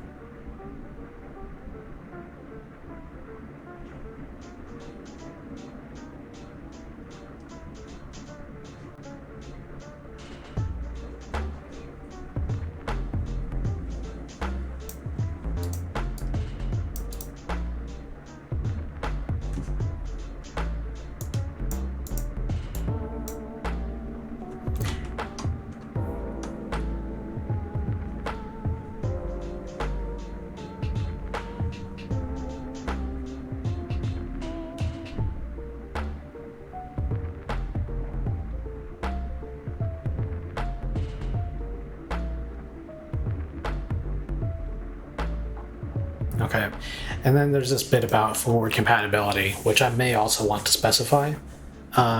If I make a if I request a forward compatible context, then it won't support things that are deprecated. At least deprecated in 4.1. And I actually kind of like that idea. The only thing that I'm confused about is whether it's possible for somebody to have a system that won't be able to generate. Oh no, that's fine. This is not a whether the system supports thing. This will. Okay, so I'm gonna set these two flags as well, the debug bit and then the forward compatible bit. So if we go to, here we go, the wgl context flags ARB. So heading back to the GL attributes, and I'm going to rename this. So if we set this flag with the forward compatibility bit,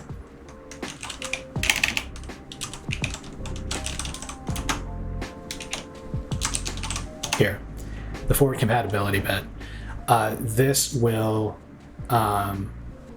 ensure that anything that's deprecated in 4.1 that I shouldn't be using, it doesn't work. And that's going to be helpful for me because I don't necessarily know if a thing is not deprecated, because I do my best to read the documentation on every GL call I use, but if I miss something and I accidentally use something that's deprecated and not the 4.1 and later way to do it, then this will alert me to that. And then I also want to set the debug bit. So wgl context debug bit. And then this, and I'm going to word that together. This bit will give me additional protections in debug mode. That's my help anyway. However, as the name suggests, I don't want to be setting this in dev or release builds. So I'm going to need to do some conditional compilation here.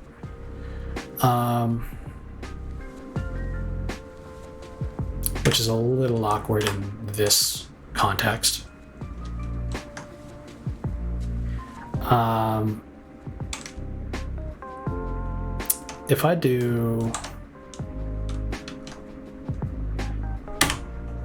If I put it on its own line, then I can do something like this. If def ep config debug, like that, which it's not great looking. Actually, from a style perspective, it's really rather crappy looking. So what I'll do instead is I'll take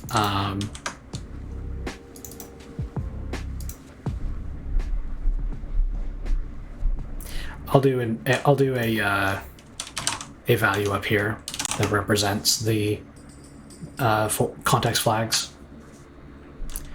Int wgl context flags equals, and I'll initialize it with the forward compatible bit, and then we'll do if def. I'll just bring this whole bit up here, cut, paste. If define ep config debug, we will then take and or assign it. So we'll do a bitwise OR operation and reassign. So we'll basically flip this one debug bit if we're in the debug build. And then what I can do is I can take and pass this into here. And that's a little bit nicer to read.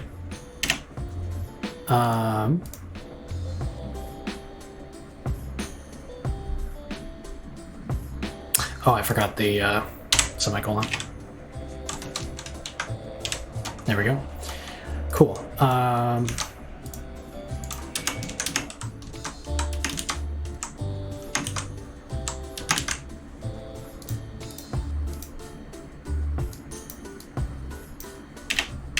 think that's looking quite a bit better. And then there's nothing else in here to set. So we've now got the attributes that we want to pass into the extended version of CreateContext. I've renamed it to be GL41attribs because the old name is for 3.3 specifically. And one will pass in device context. Yep. And then we need to do an EP assert on the context. Okay. And so at this point, we've got a rendering context. And this should be the one that we use going forward. So instead of declaring a new one here, I can actually just use the rendering context. This is where I normally store my rendering context. And assert that it exists.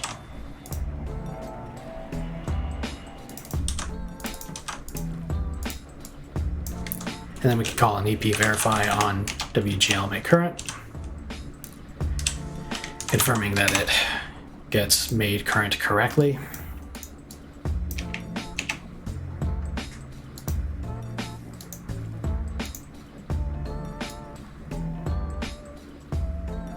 Okay, and then we can show window. I think after all of that, I think we're there. I think we're done. So I'm first going to make sure that this works on the game by itself. And then I'll move on to the editor, because I have to re-implement this for the editor, even though the code is very similar.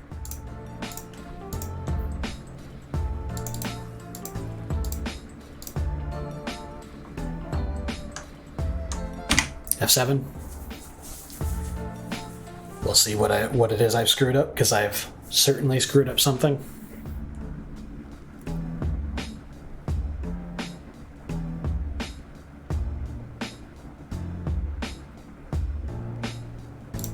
Okay, and what is this? Error redefinition of pixel format. Okay.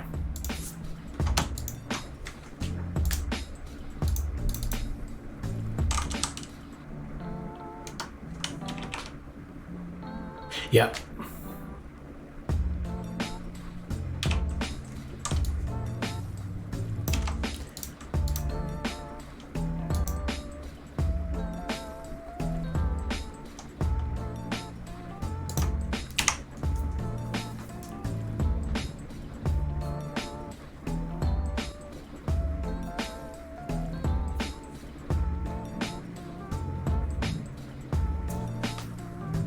redefinition of PFD. Okay. Yep. That's something that was already defined up here when we made the dummy window.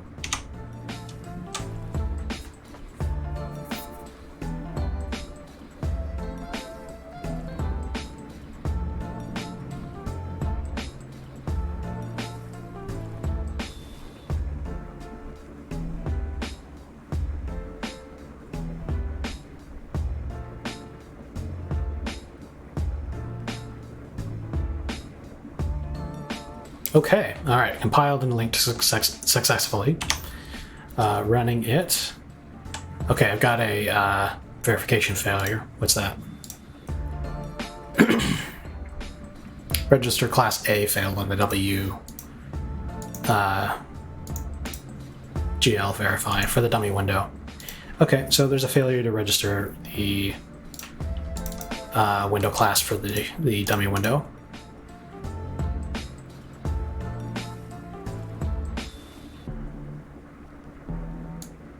Well, the first thing I can do is I can say, I can pass in the app handle that I've already obtained. Though that shouldn't matter here.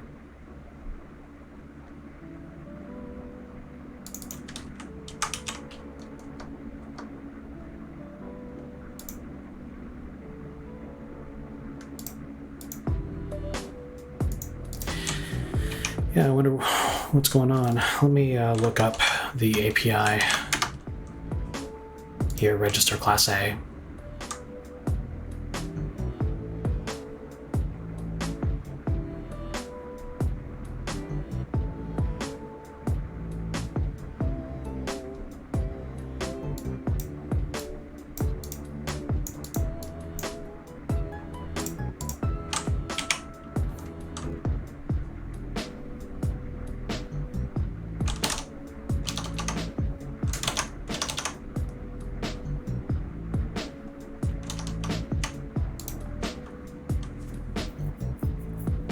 If the function succeeds, the return value is a class atom that uniquely identifies the class being registered.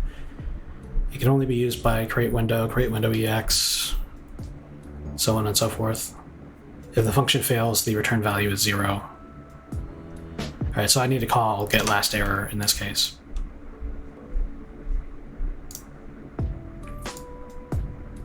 So instead of using EP-verify, I'm going to do something a little different. I think it's EP-assert code, and that's something that I don't use very often. Actually, I think this might be my first use of it. EP-assert code is a wrapper that you can wrap around your code to execute it in situations where assertions are enabled. Except for that should be verify code. Oh, but I haven't specified an EP verify code. Okay, that's an idea for the Trello board.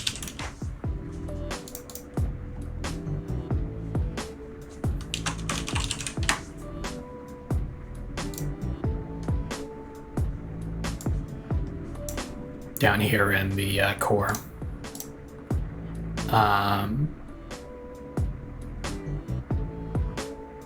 Or here in code hygiene. Gonna add an item, and that's gonna be EP verify code. So that way I can run it in verify situations.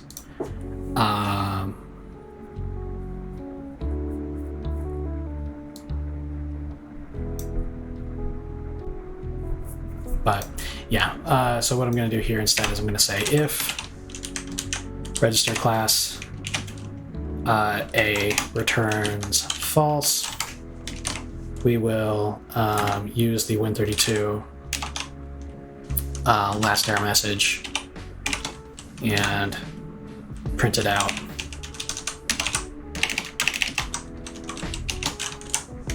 To the console.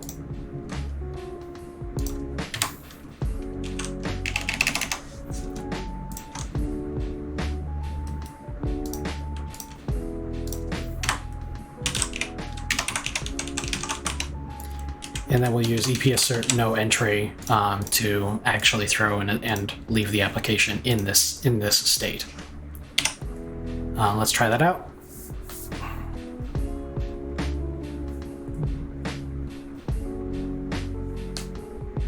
All right, what do we got?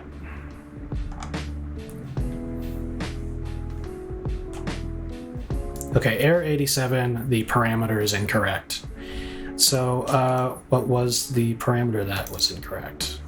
Register class A. It accepts a pointer to a wind class structure. You must fill the structure with the appropriate class attributes before passing it to the function.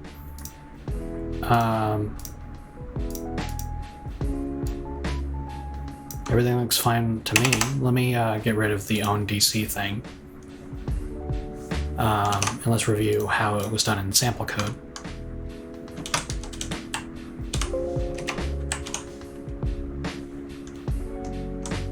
So in the sample code, they create win class A, dot style, dot LPF and win proc, passing in the default win proc.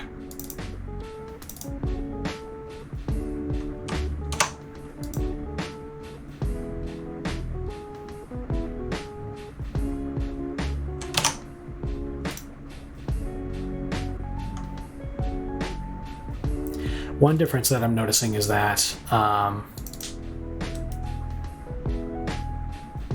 WND class without the A is specified. There's nothing obviously wrong with this, so what I'm going to do is I'm just going to go ahead and switch to using the W version. I'm going to assume that the problem is that I have Unicode defined and that I'm trying to use the ASCII version of the API. Which, you know, makes sense. So let's set up a better version of the style for the window. Let's go back to the code that I was using before. If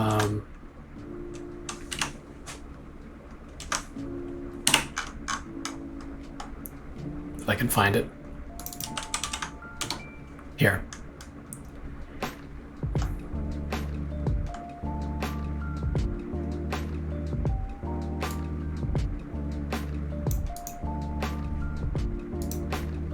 Oh, I know what the problem is.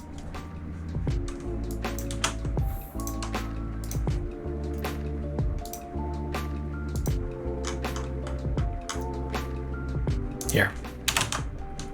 I forgot to zero out the memory. Because I'm not using the C++20 style from the gist that I'm going from, I'm only setting these values, but I didn't default initialize the rest of the class. So let's do that now. Okay. So there's probably a bunch of garbage data being passed to the API that was wrong. So now we're mem setting the whole thing to 0, and then we're setting the properties. Let's run that.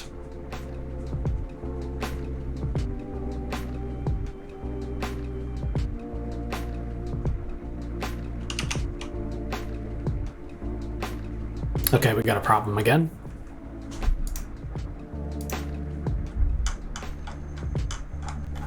That's interesting. Okay, so now we've got an access exception when calling wgl choose pixel format.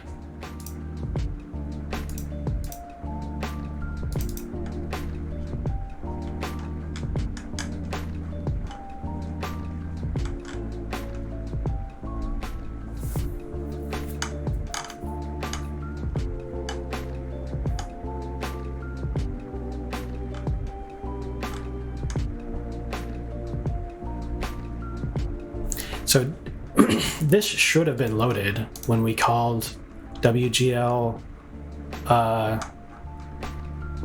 or glad load wgl.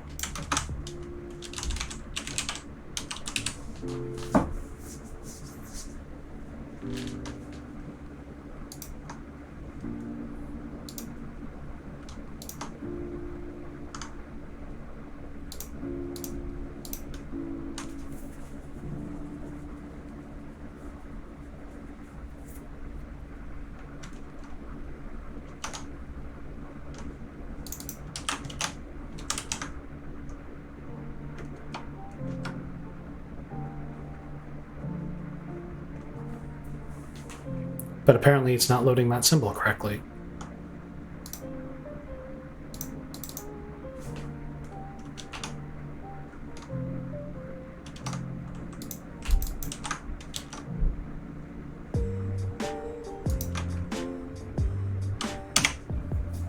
That's confusing.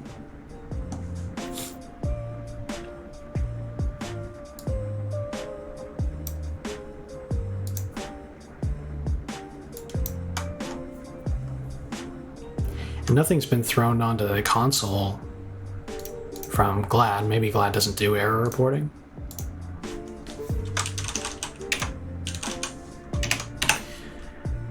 Yeah, so let's go to the point in the GLAD library where we normally load that function,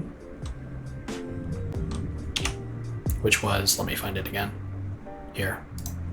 wgl choose pixel format ARB.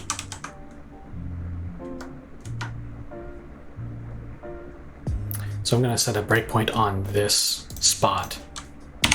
Run again. Oh, that's interesting. That code's not getting called.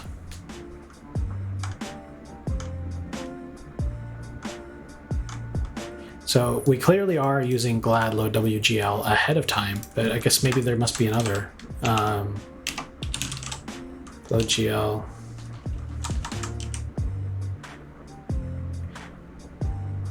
Yeah, I don't get it. Let's set a breakpoint on GLAD load wgl and run from there.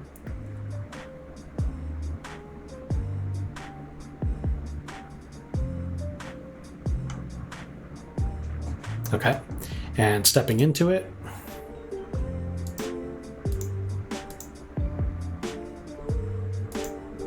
Okay, so we're using load library w to load. We're getting the wgl get proc address call. Good, and then inside we go into GLAD load wgl loader, so we're loading the loader.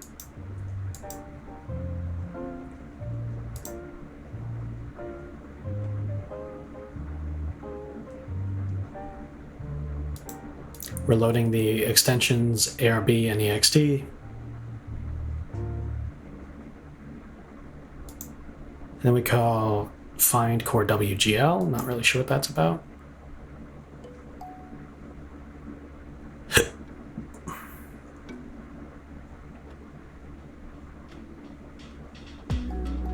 Okay, I guess it just stores the device context.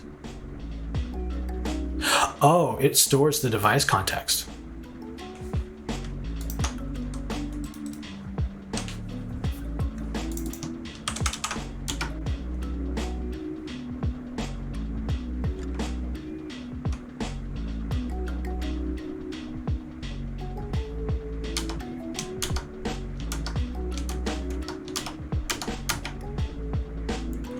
Okay, that's interesting.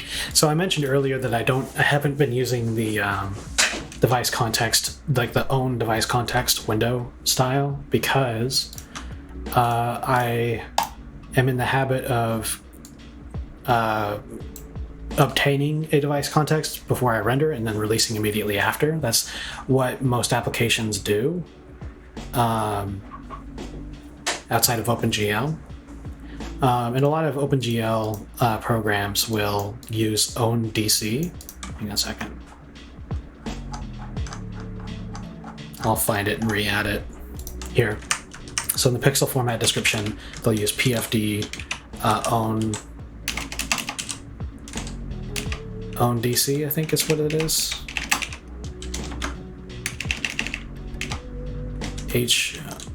Own. Why am I not seeing it? There's a flag for creating and owning your own device context.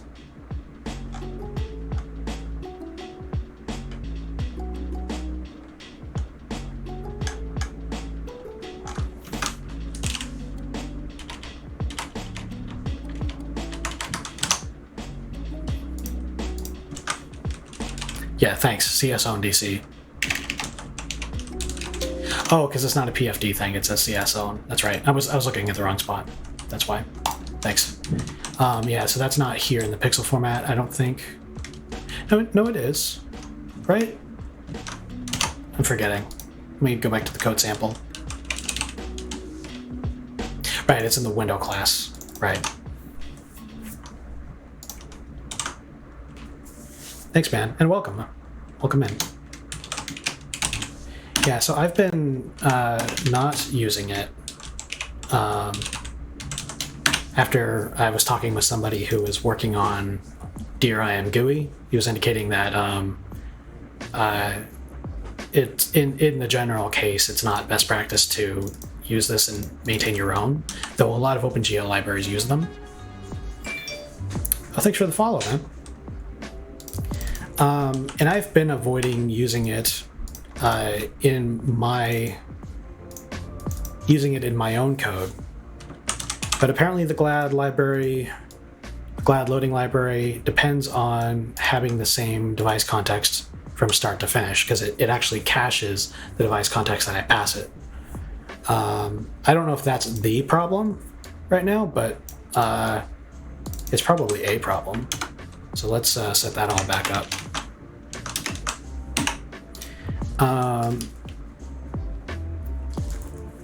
And then let's take a look at the device context. Yeah, so we got static device context equals null.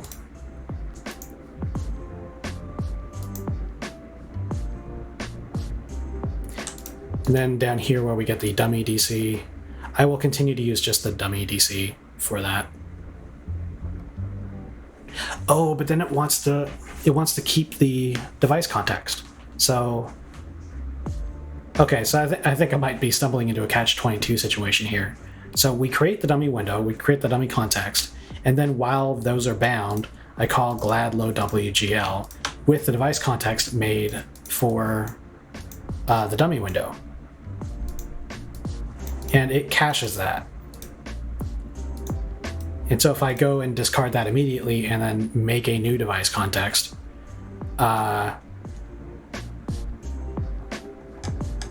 then all of a sudden GLAD and I have different opinions on which device context we are using.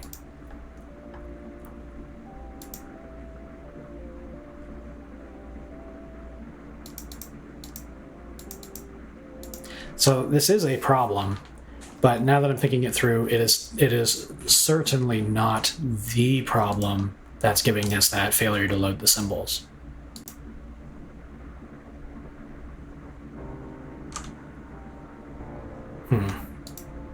So if we start diving into this, glad load wgl loader, and we find the location where we go to invoke this. So we got find core GL. This is where it caches the device context.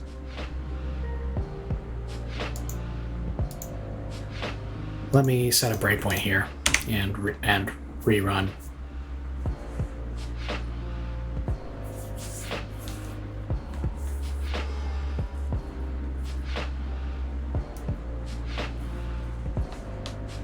Okay, and continue to the new breakpoint. All right, so at this point, we've loaded up the get extensions, ARB and AXT, so we can now get WGL extensions. If find extensions WGL returns false, then return 0. Okay, so we did find it. Good to see low-level stuff, not easy to find on Twitch. Yeah, it's true. It's not as cinematic as working from a pre-made game engine. But we'll get there. We'll get to the point where it's making pretty stuff. Right now, I'm just kind of switching over to. It sounds like you're OpenGL savvy because you were providing me that advice earlier. Right now, I'm switching over to using the modern way of creating a OpenGL context, which up until now I'd just been using GL or wglCreateContextAttribsARB, I think it was. But yeah, switching over to using the ARB I forgot what it was called already. Yeah, wglCreateContextAttribs. Yeah, it's giving me some trouble.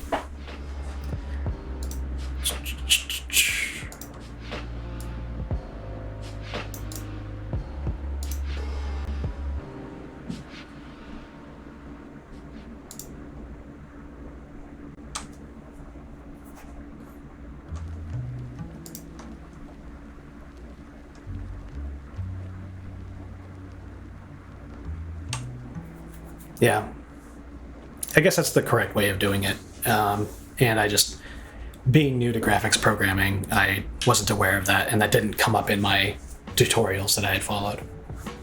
I'm making a game from scratch, so I had to deal with this. Yeah, that's pretty cool. Tell me about your game.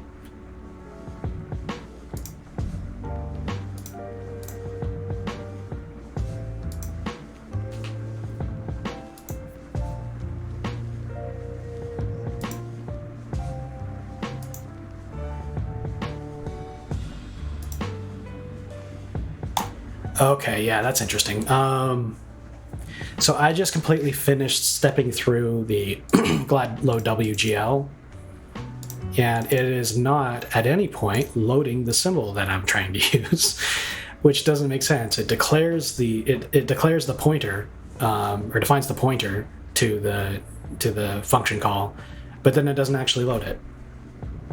I must be missing an intermediate extension. Tower defense with RPG elements like items, leveling up, etc. That's pretty cool. So like the towers are like your party. You can level them up and equip them and things.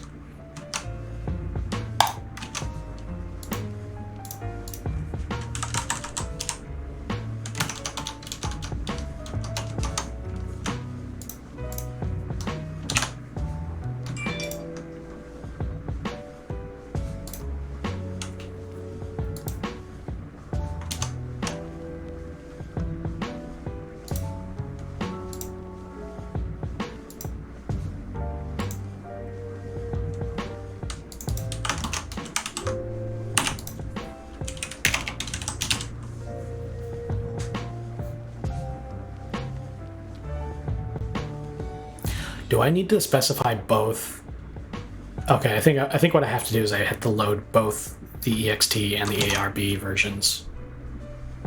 That's my best guess, because that's what I had to do for the Create Context and the. Sorry, that's what I had to do for the extensions. I had to specify both, or else it wouldn't work.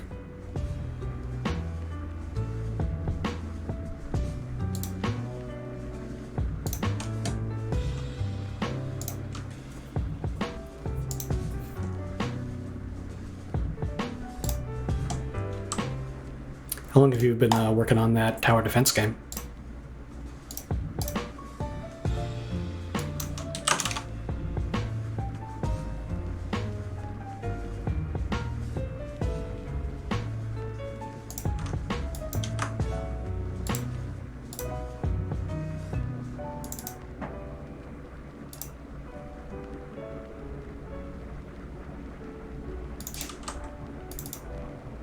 At this point, I should just leave the glad open.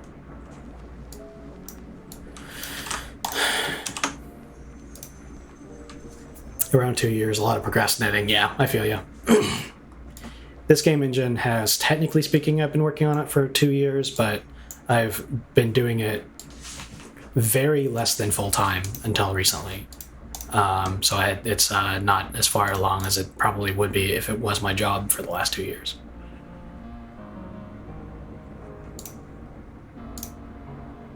Going forward, I'm just going to leave this open, just because I keep having to update glad.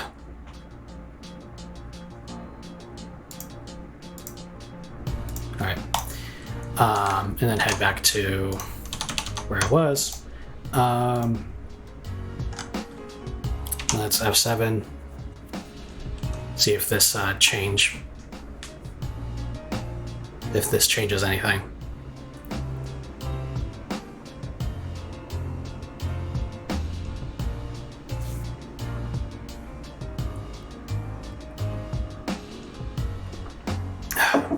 My coffee's a little cold now, but it's still good.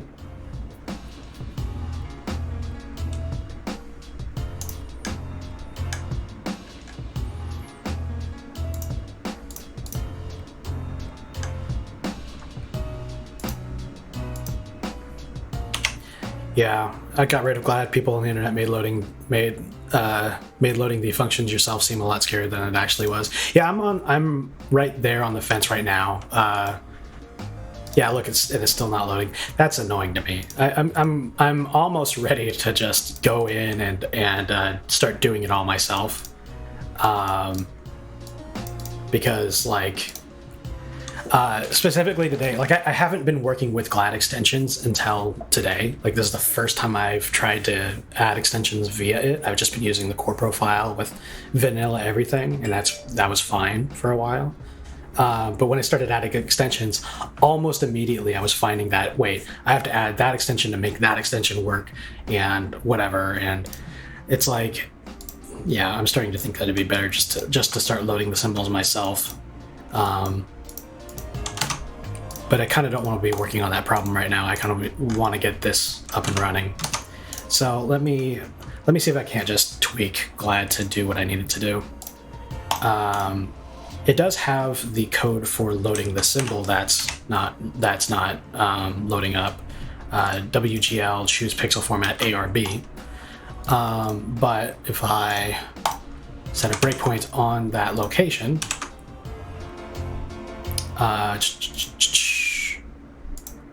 here, load WGL ARB pixel format, this is not getting invoked.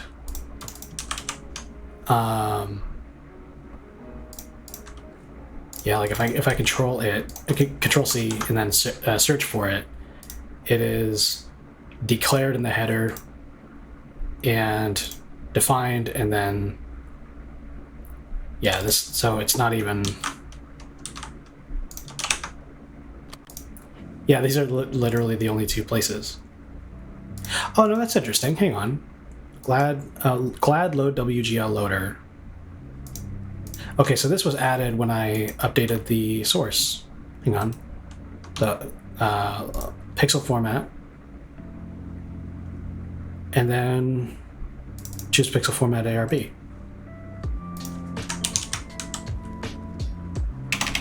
So hang on, it looks as if it is set to do that now, but it still wouldn't load. Okay, I've set my breakpoint. I'm stepping into that loading method. Load WGL ARB pixel format. If GLAD WGL. Okay, so there's a define that's not defined correctly. So it's skipping over the loading code now because GLAD _ WGL ARB pixel format is not defined. Why would I have to define that? Yeah, I'm starting to think GLAD is a piece of shit.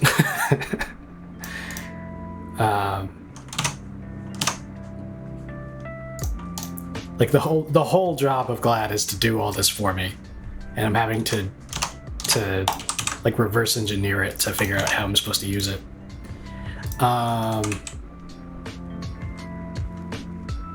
Okay, so that's actually not a define, it is a variable.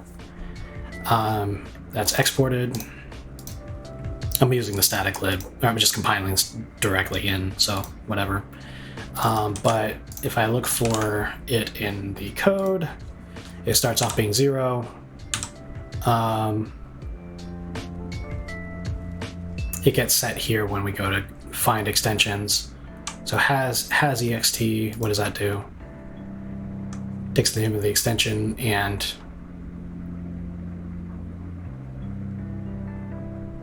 I'll set a breakpoint and step through it.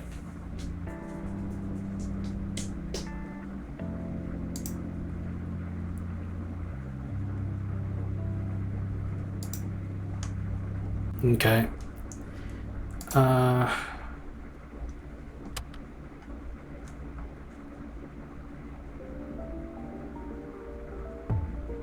If WGL extensions ARB equals null, or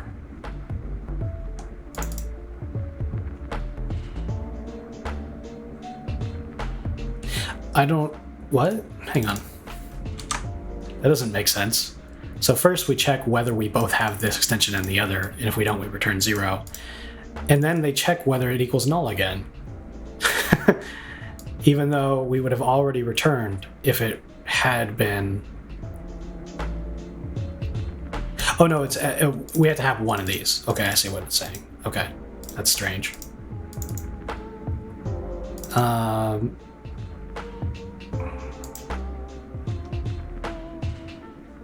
Extensions equals get extension string ARB glad wgl hdc. Step into that.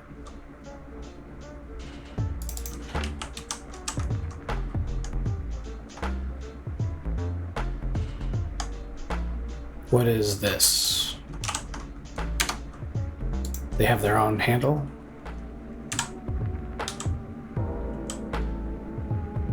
Oh, this is the cached device context from the dummy window. Okay. Where are we now? Extensions.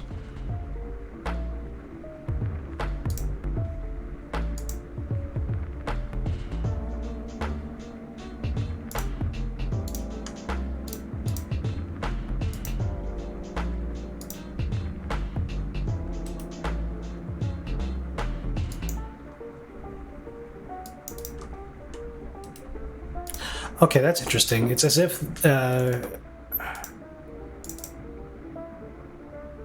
it's indicating that we actually don't have that.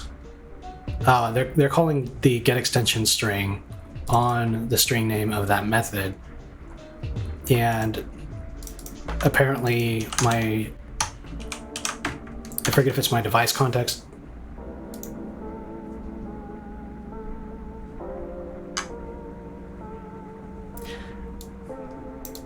It's indicating that I don't have support for that extension, and that doesn't make a lot of sense to me.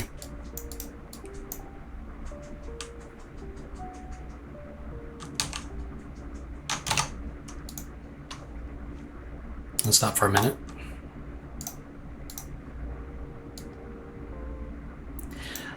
I'm gonna go out on a limb and say that the creation of the dummy window and dummy context is just not working because the code that I went from is trying to use the ASCII version. I'll go ahead and just redo this with my own and move on from there. So for starters, let's grab the code for the actual non-dummy window.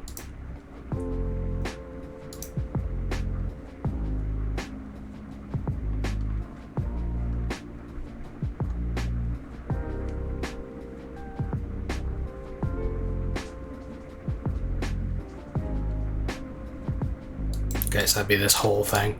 Copy.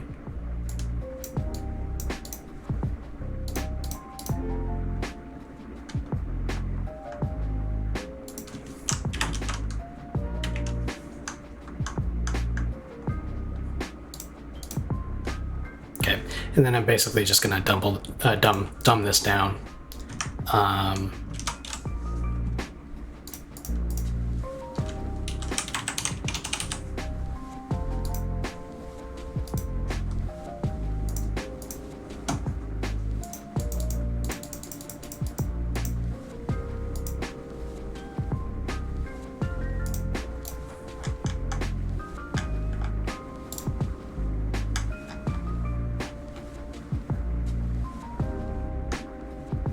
Okay, so I'm going to use CS-own-DC now for the time being.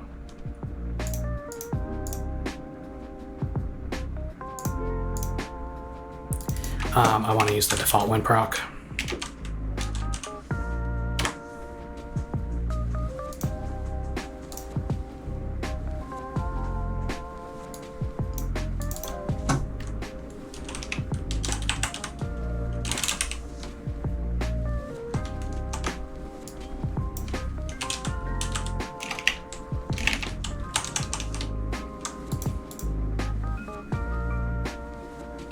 We don't care about setting the icons.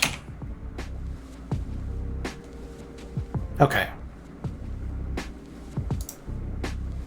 Good. So we've got a Win class extended.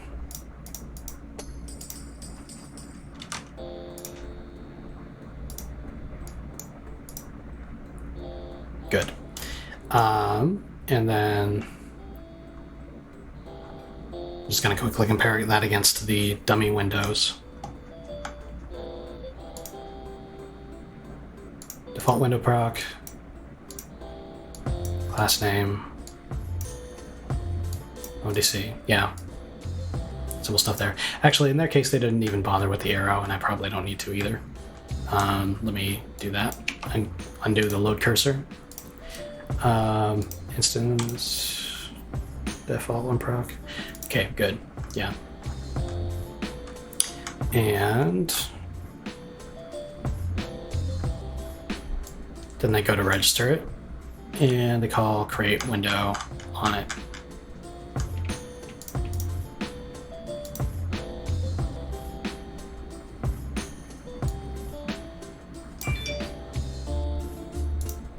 So I've registered it here.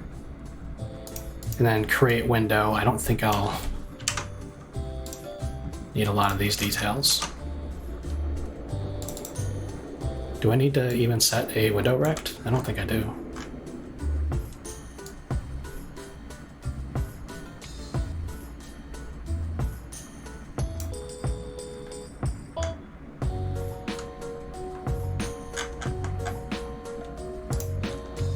Yeah, I can get rid of all of this.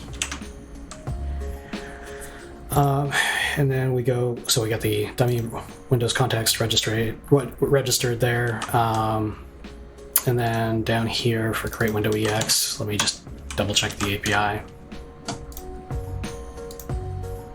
Oops, that's the wrong one. Style, name, window name. So I think I can just set styles to 0, right? This is what, a bit field?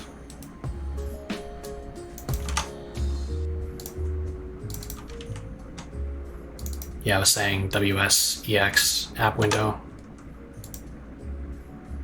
I guess I do have to specify something.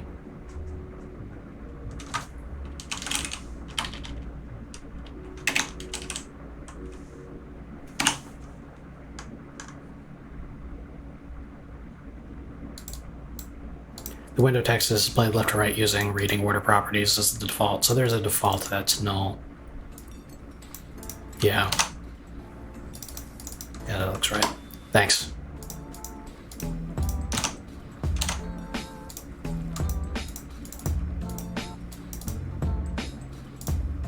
Yeah, this is my first time doing a lot of this, so I don't happen to know off the top of my head. We are using the dummy window class. We are using note. We aren't specifying a title. Can just leave that empty. If the window style specifies a title bar, blah, blah, blah, blah. Okay. So I should be able to do it. No.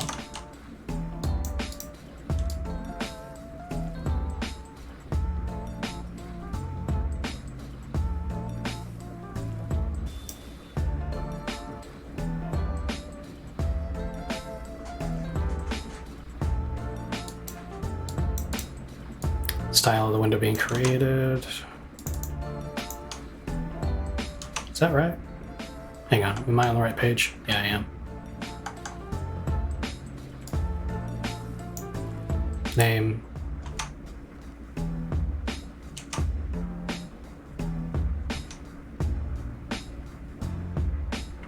Oh, yeah. This is the one I gotta set to null. There we go. And then DW style. Style of the window being created can be a combination of the window style values, so I can probably just leave that to be 0 for the dummy. And then this doesn't matter, so there's a default position, CW use default, use that. And I could say the same thing for the width and the height, I believe. Cool, and yeah, CW use default.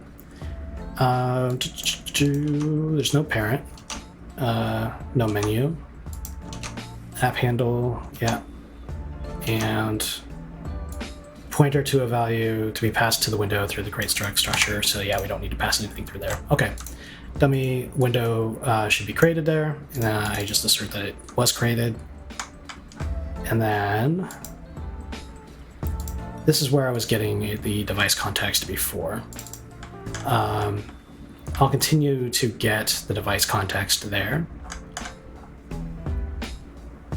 And then just keep it around for use with, wait, can I do that? Will I?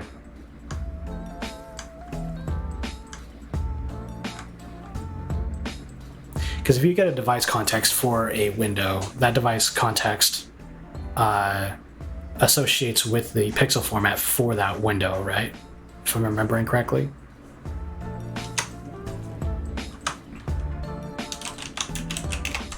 Because if it does, then that would mean that my dummy window has to have the same pixel format that my actual game window will.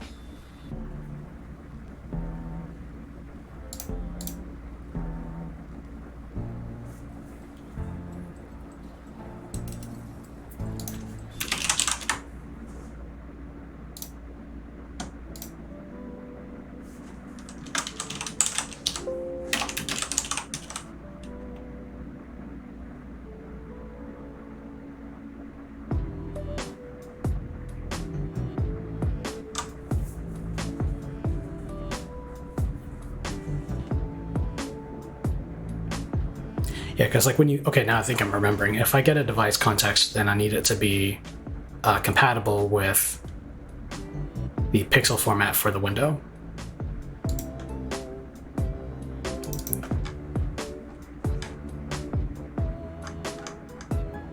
Which means that this should probably be later. This should probably be after the pixel format stuff, right? Unless I use it. Do I use it? Oh no, it's needed in the pixel format code. Okay, so I'll skip over this for now and assume that it's gonna work, and if it doesn't, you know, we'll fix it. WGL, choose pixel format ARB, device context, pixel format attribs, and then this is gonna be PFD, I think is what we picked.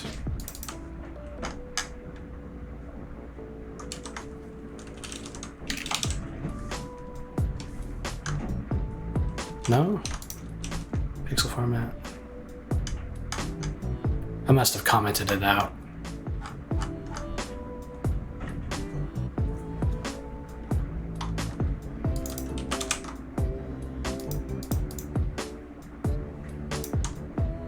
Right, actually it was declared down here. All right.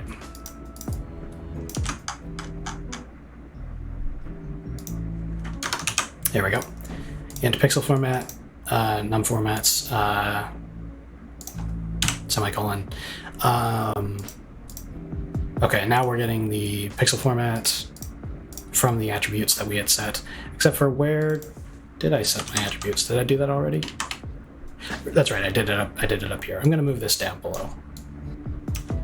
It should probably be with the window initialization code, even though it's only used the once.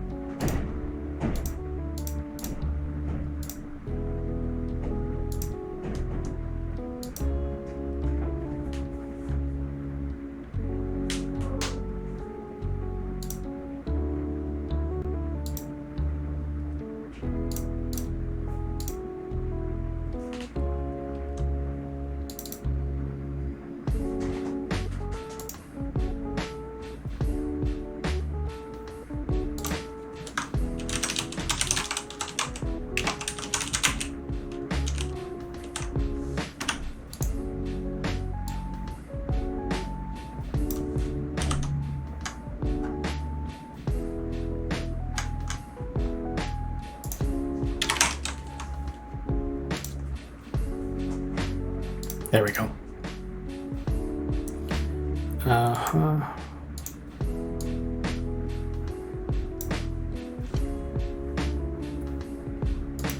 This also has to be set to, this has to be zeroed out. I could do equals like so, I believe.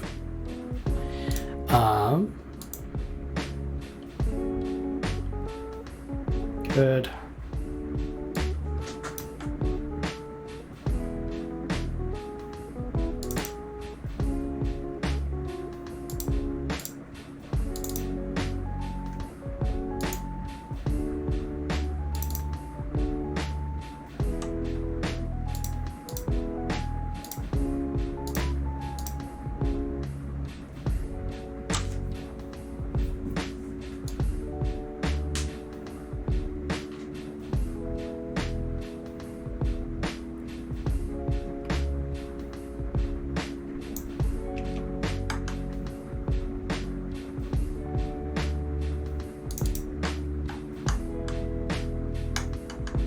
Okay, from the top then.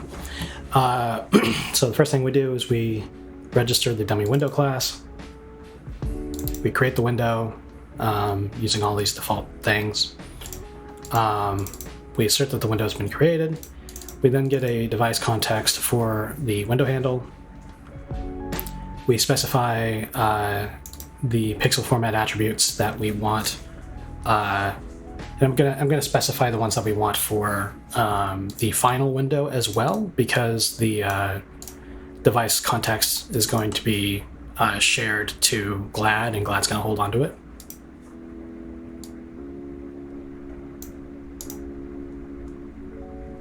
So I want that to reflect the.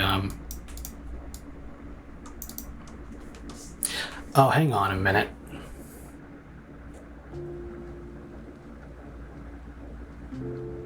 I just realized that this could never ever work, I think.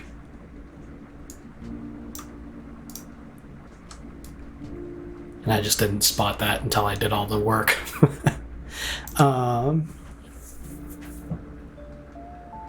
What I think is going to happen is that I need a device context for the dummy window in order to have a rendering context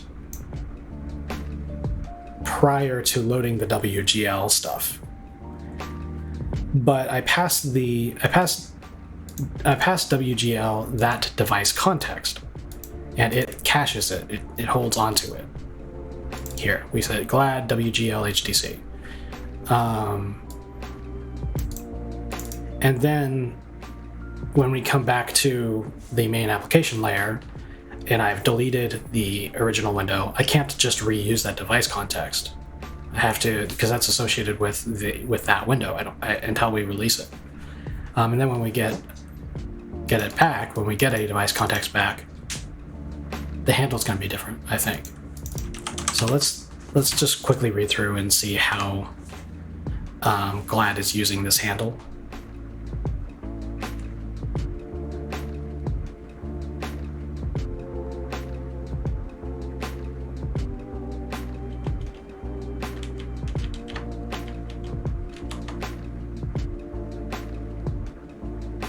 Okay, so it's only using it for the immediate purpose of calling wgl get extension string. Okay, so actually by the time, so it is caching the HDC, but by the time we go to create the actual window, GLAD will be completely done with it. All right, I think this will work. Just having a little trouble wrapping my noodle around it.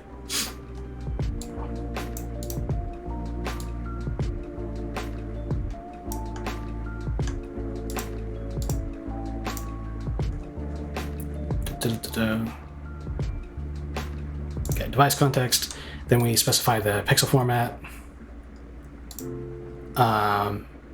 We choose it. Oh, but we can't choose it using the pixel format A or B yet. We have to do this the old-fashioned way.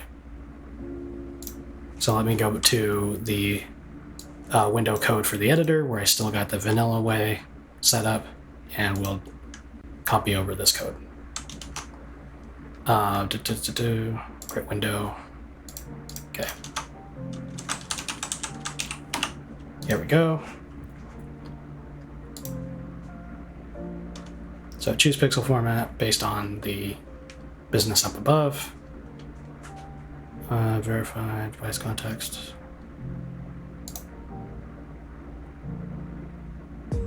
Okay, and there's what we need. All right.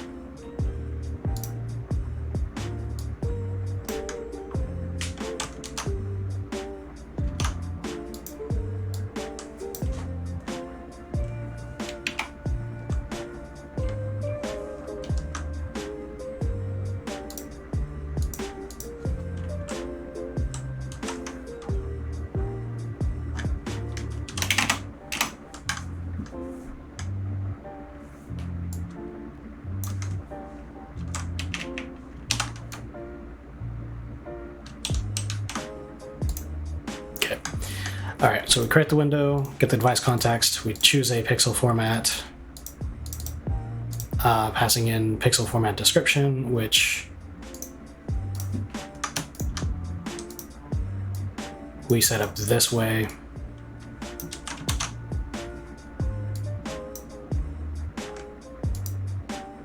Yeah, like this.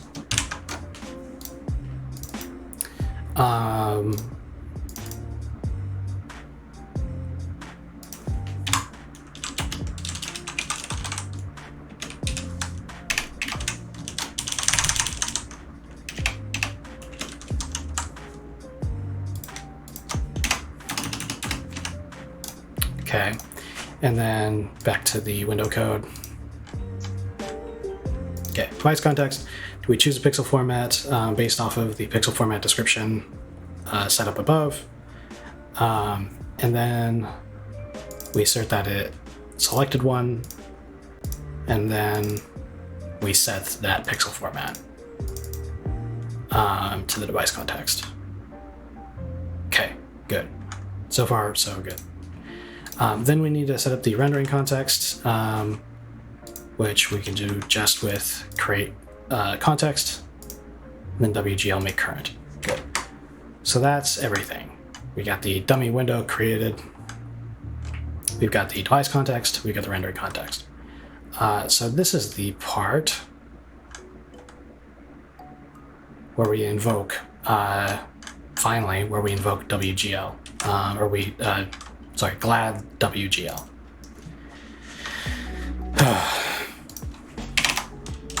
Okay, and then after this, we just got to clear up everything. So it's going to be with wgl make current, and then we pass in the device context, and then device context, and then nothing, I believe.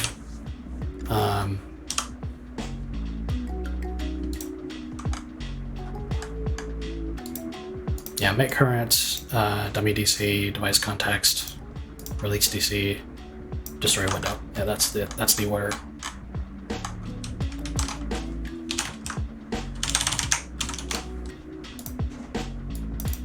Okay.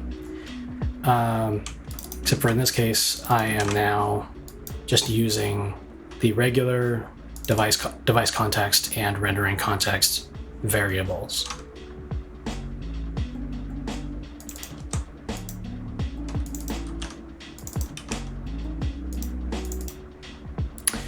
Though the window handle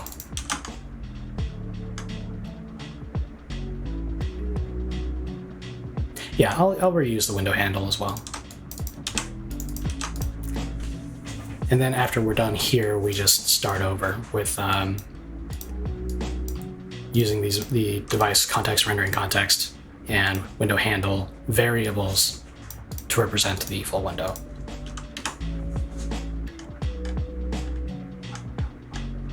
Okay, good. Now, finally, we go to create actual window.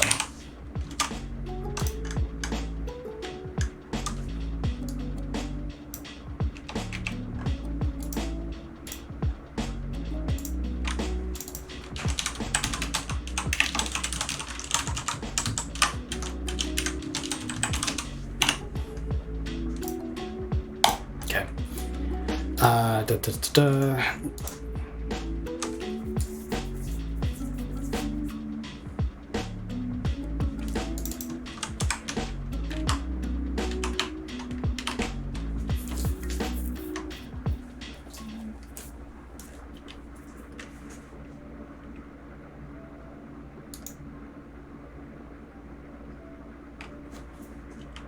I'm going to reuse the pixel format description that we used for the dummy window. So instead of doing pixel underscore format, we use pixel format description.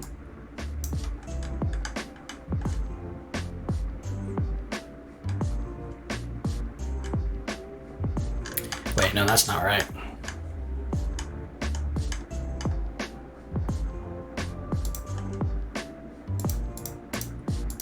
Yeah, I'm sure this is riveting television.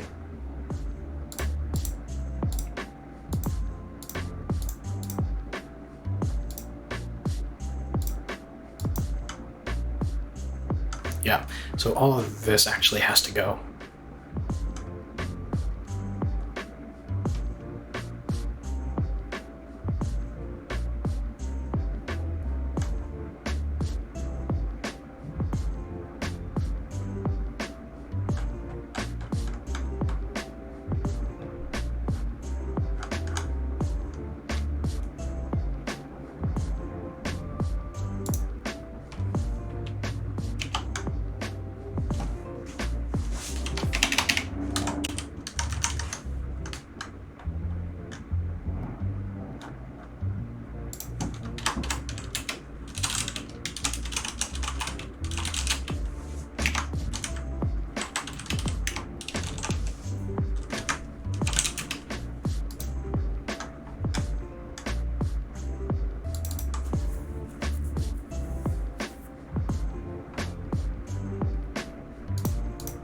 Okay, so we got window class EX for the regular. We're defining the regular window class.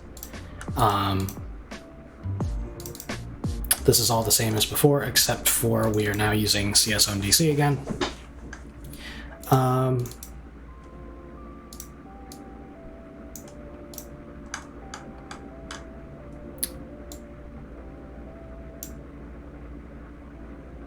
Actually, no, I can get rid of that now. So now this is exactly the same. Good.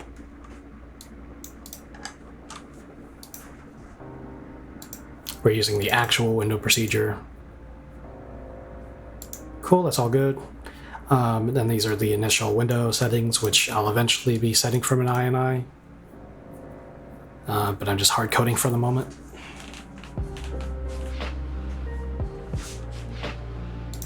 Creating the window, getting the device context for that window,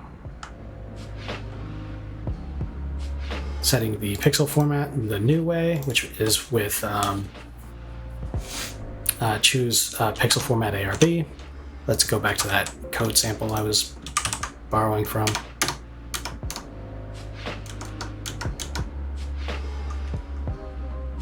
Yeah, so pixel format is just an integer. I could probably reuse the one that I had used up here, which I think was int pfd, or int pf, that's what it was.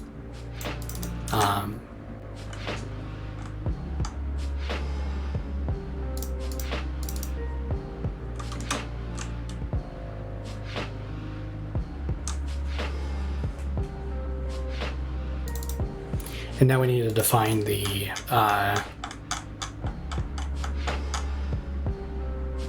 do we need to define the pixel format in a different way? Let's head back to where we were. Choose pixel format ARB.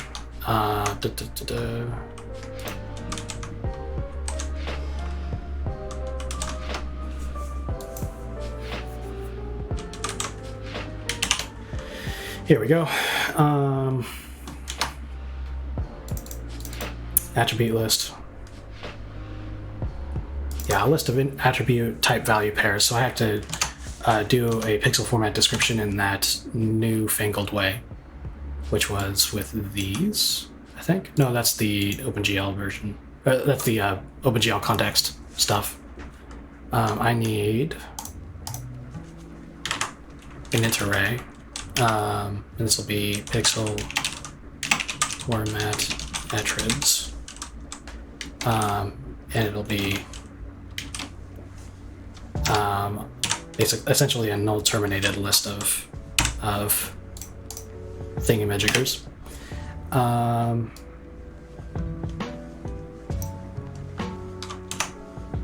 And I had this set up earlier, but I cleared it.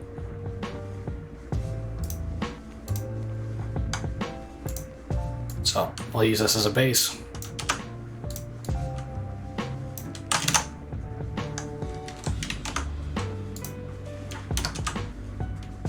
Like so.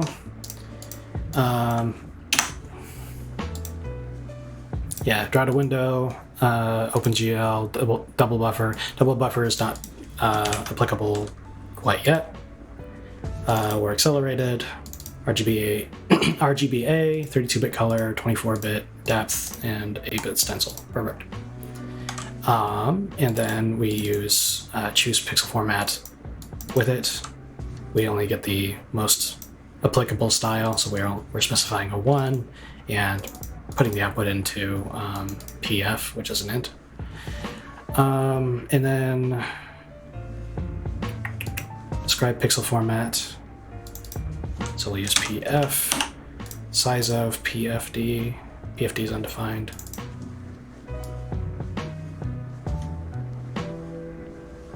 Because now I'm using this global.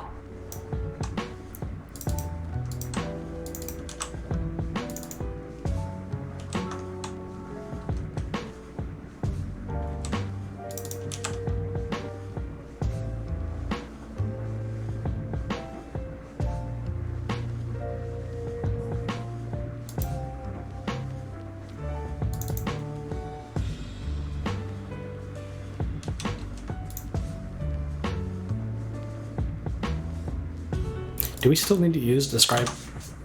Hang on.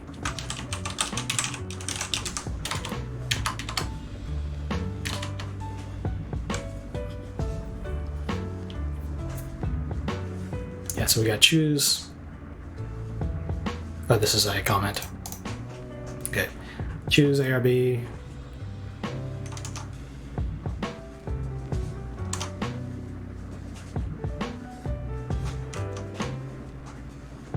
Assert then that we have one of the formats coming back.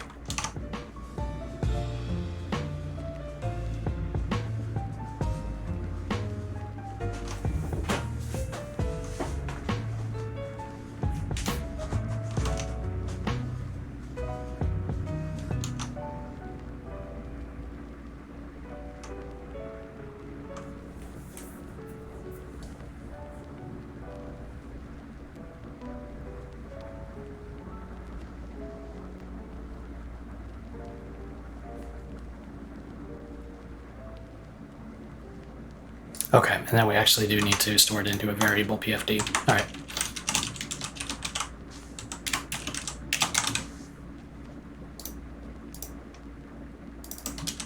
I think I followed that correctly. And then set pixel format.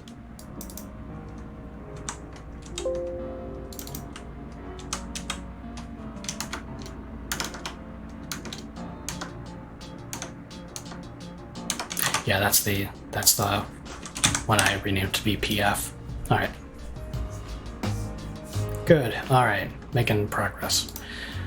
Now we are on to the context.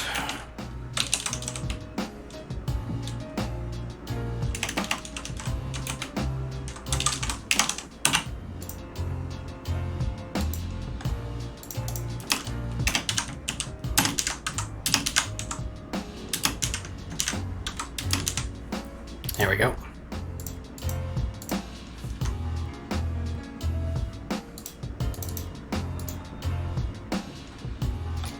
And this is where we specify major, minor version, and all that stuff we were talking about like an hour ago. Cool, and the rendering context is now created using the newfangled CreateContextAttribsARB with the device context. We assert that it's created, and yeah, then we make it current, and then we show window. Okay, long last, I think we might finally have it.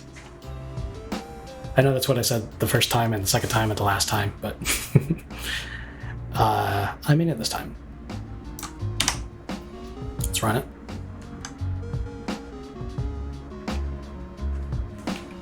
Let's see if I made any typos or anything anywhere. Okay, build, compiled, and linked. Let's run it. Okay, oh, I still have my breakpoint set. Continue. Yes, all right, we're back. So this is the game, the standalone game project. As we can see, all of the graphics and everything are still running. I've still got the VSync going correctly. But the difference is that now we are using the correct way to create the context. So if that's the case, if that's all working, then I wonder if I can get RenderDoc to work on it now. Let's try it. And I'm dealing with all of this on the standalone first before I move on to the editor. So let's go to bin, debug, test game, standalone, testgame.exe. We're using the root, the solution directory for the working directory. And then I think we still pass sandbox and the project file for file redirection. Let's see what happens. Or let me allow vsync, allow full screen. Allow access. Okay, it says API OpenGL not presenting. That's interesting.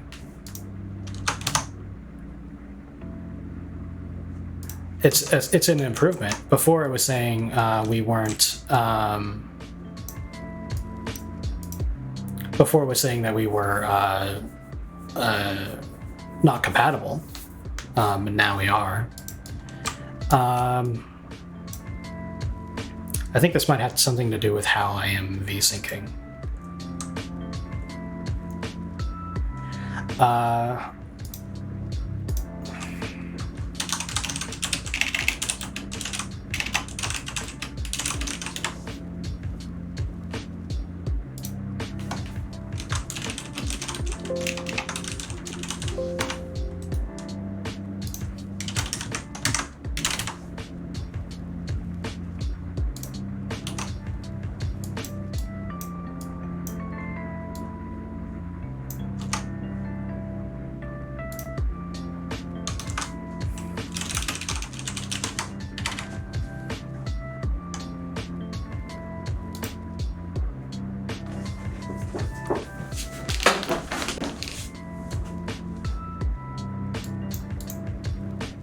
Do I need to have double buffering enabled? As soon as RenderDoc's overlay is rendered and the present has happened, the program starts rendering the next frame directly to the frame buffer. Let me try enabling double buffering and see whether that works better for RenderDoc. Here we go. So uncommenting out double buffer ARB spot in here, and then the pixel format description. Wait, sorry, no, that's all right. Let's try that one more time. So rebuilding it all, and we'll try launching from RenderDoc. Here, launch. Seems to be taking a long time to present. Well, it's not presenting at all because there's a step I'm missing that I forgot about. I need to go back to using swap buffers. Maybe that's what it's complaining about. Maybe GL flush isn't enough.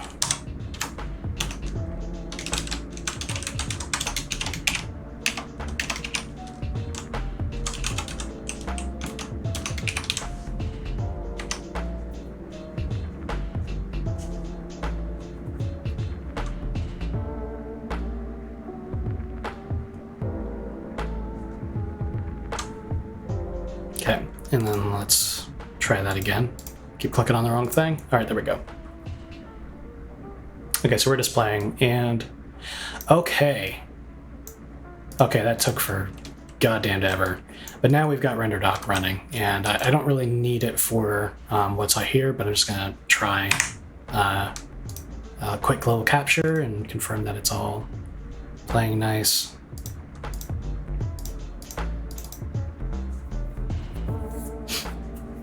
So this is the capture we just did.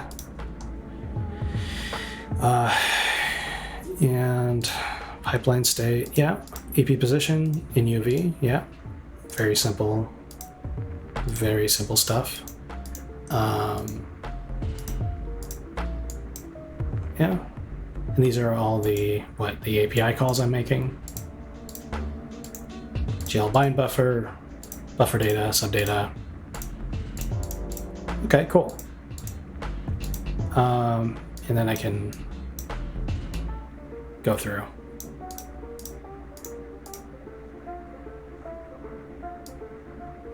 I'll have to learn how you use this. But now that we've got this going, let's get it implemented into the editor. It's really strange. I wonder why I have to do double buffering for RenderDoc to work. I've never used RenderDoc before either, so I'm having to Google a lot of stuff.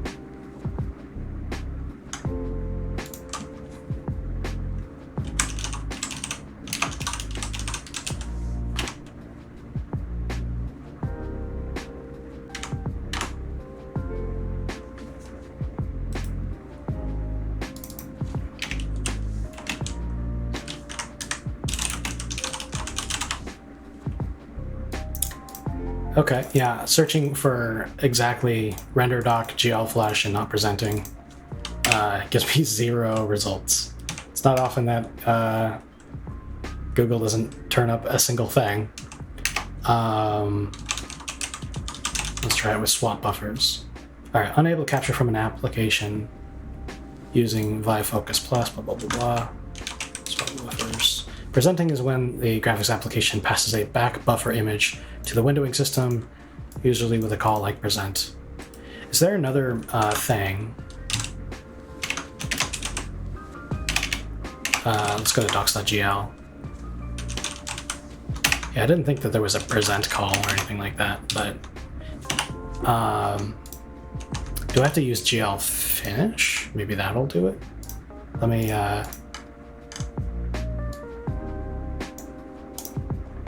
if I can get this to work single buffered, I'd prefer that because it's already double buffered on the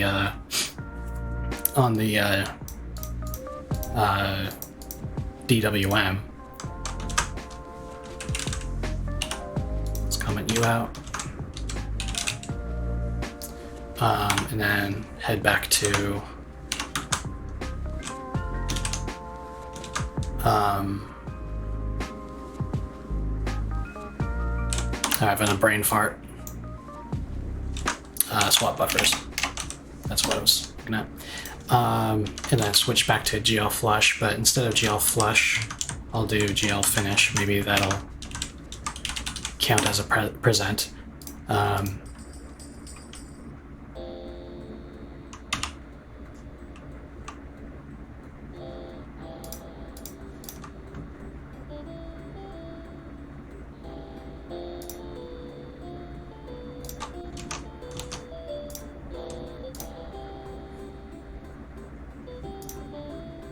Yeah, it still says not presenting.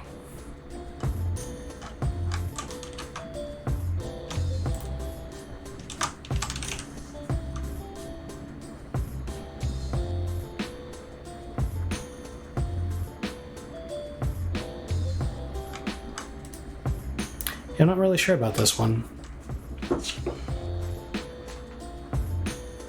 TK API, I don't know if you're here, but have you seen this before? Have you tried to use RenderDoc and find that it's not working because you're not using swap buffers? You're using GL Flush or GL Finish? Because swap buffers doesn't work unless I'm double buffered, I don't believe. Though that might be different now that I'm using a now that I've created the rendering context this different way. Yes, that says it's active, but it's not. You've only ever done swap buffer and double buffer flags. Yeah, I recently switched from doing double buffering to just doing single buffered with GL Flush, because I was having stuttering issues with the DWM layer, and I mean, it's technically the swap buffers doesn't have to do with that. It just has to do with that I'm not using swap buffers to synchronize anymore. I'm using DWM Flush to synchronize. But for whatever reason, RenderDoc seems to not consider my code as presenting unless I use the swap buffers. And that requires me to be double buffered, and I find that annoying. because that's technically quadruple buffering, because you've got the front and the back buffer on the DWM stuff, and then you got your front and your back buffer on OpenGL stuff, right? At least that's my understanding of it.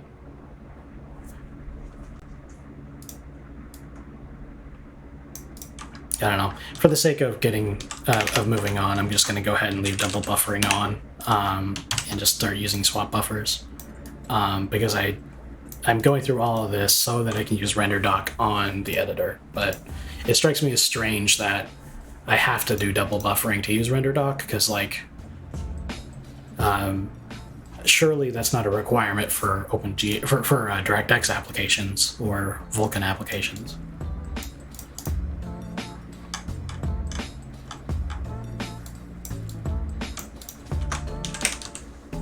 Double's enabled, and we're okay. F7.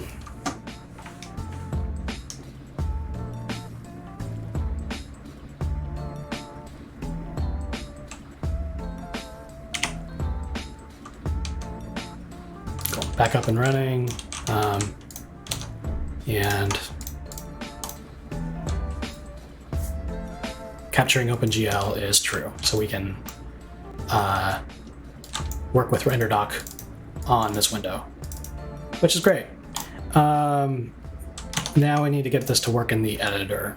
Let me do a little bit of cleanup here.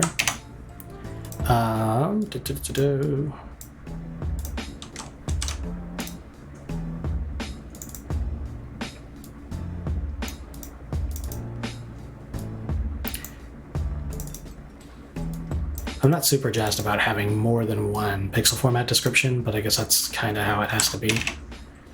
Let me move this down below to the dummy window code.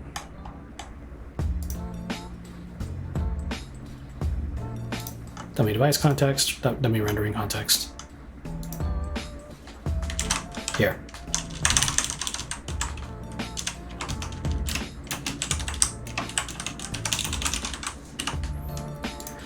Okay, and now we are not doing static constant anymore, we are just doing a stack declaration. And I'll make this a little bit nicer by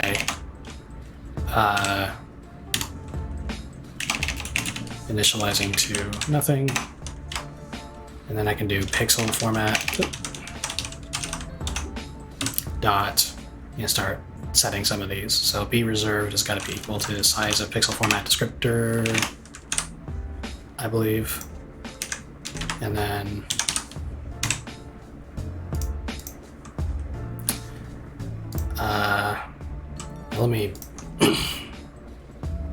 let me open up that structure. Here we go, and I'll put this on the right, and I can use it as reference. So, okay, actually the first element is end size, so let me do that.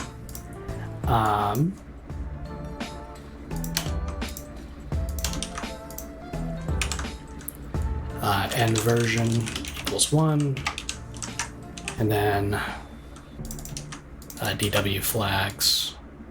Let me do this a little bit smarter. Oops, that's the wrong one.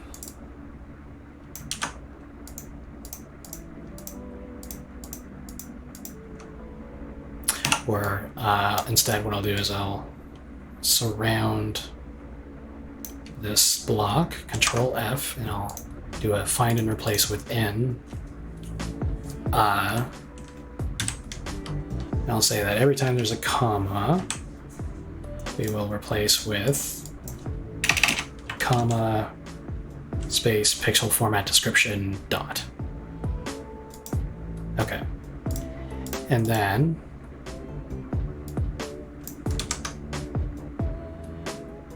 I can replace every comma space with comma return inside of that section. Right?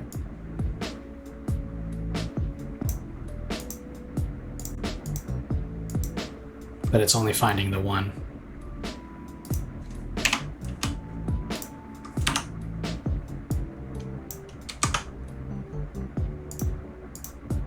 Okay, there we go. 23.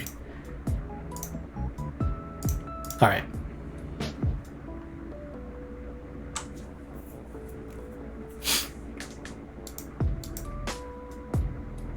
Oh yeah, this is for specifically for the dummy window.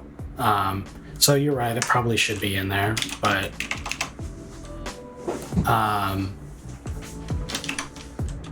yeah, you know, I will put it in there just so that everything's consistent. But it shouldn't matter for this because this is just used for the dummy window. I'm just bringing it down and putting it inside the code with the dummy window construction.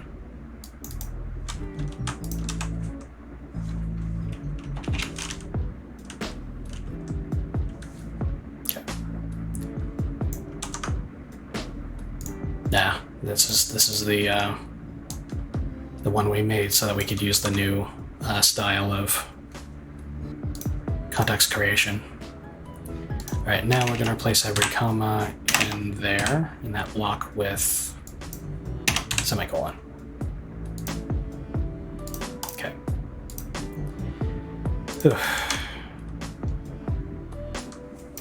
And re-enable claim formatting.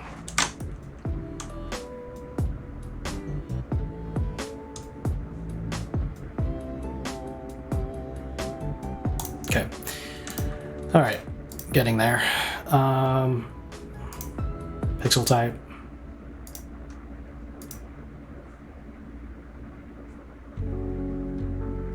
Now I can actually skip all of these. This should be here, except for I don't have to use the comments anymore. I can now say see color bits. Oops. See color bits. Thank you. Equals 32.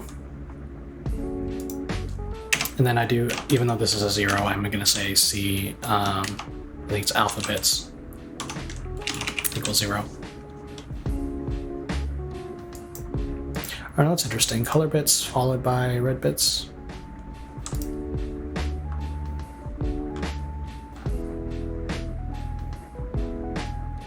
That doesn't matter. Okay. Good. And then this is going to be C depth bits, I believe, and then C stencil bits. Yeah. Color alpha depth. Okay, good. And That's the whole thing. Oh, I gotta do the flags.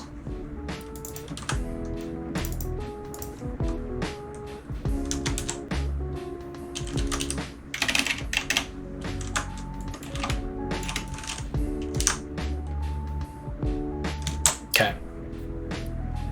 That's looking better. At least a little bit better. Yeah. And then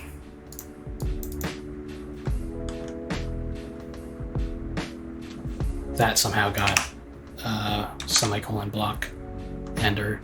All right, and then we got from here we can use the pixel format description to set up the dummy window.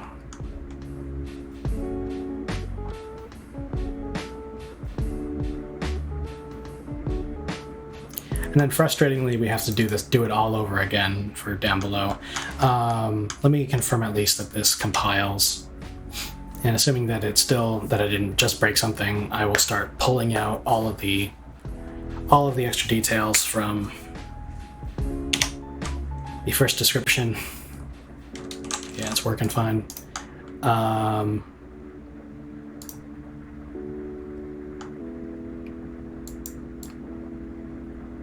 There's not really anything I want to pull out though. Okay, so let's rename this. This is going to be dummy PFD. Okay, and then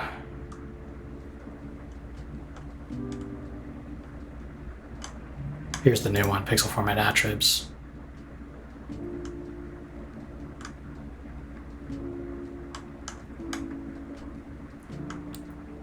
This is the equivalent of the pixel format description for the new style. So it'll be real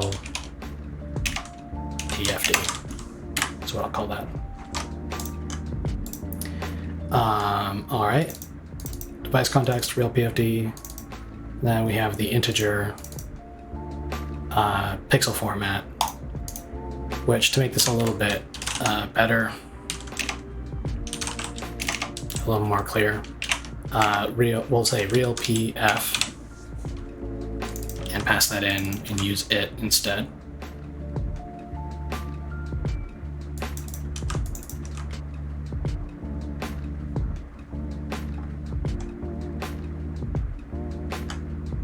Okay, and then up above where we had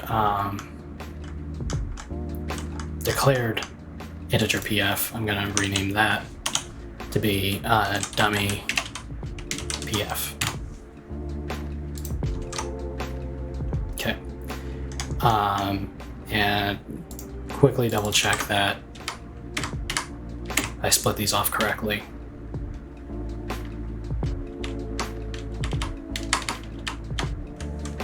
Yeah, and appear to have. Okay.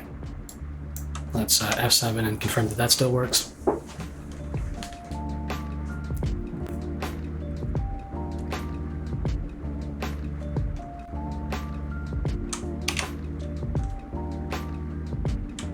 Good, it does. This is looking better already.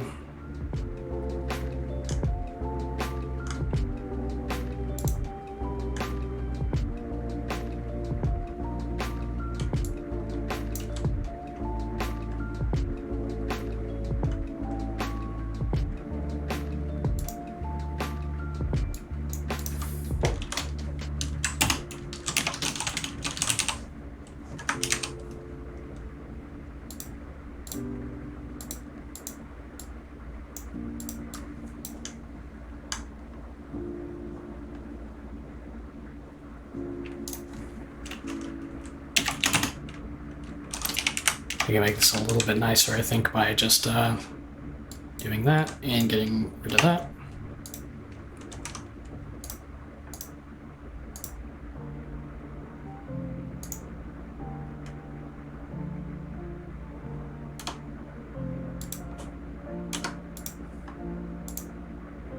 We have a different icon to load for the game project versus the editor project. Good.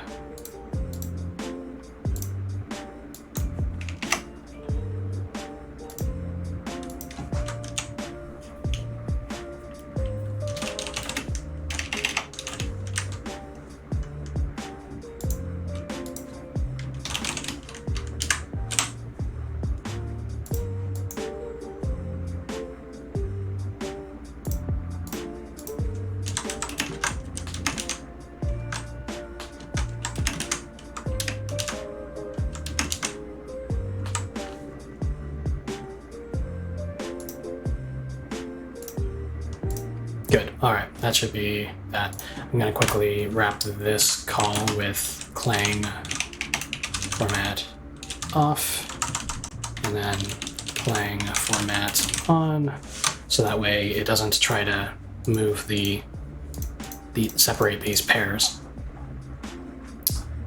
Good.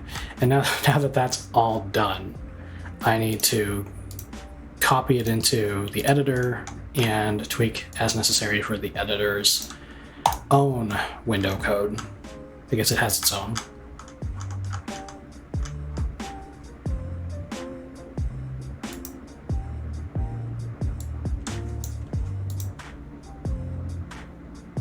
Okay. Create primary. All right, here we are. So first thing we do is we set up the window class, create the window, device context, yada yada yada. So for the window class, there we go. Before we do the window class call, we will do all the dummy window stuff. Good. Good. However, glad load wgl is not imported yet. So I'll include glad/glad-wgl.h. Good.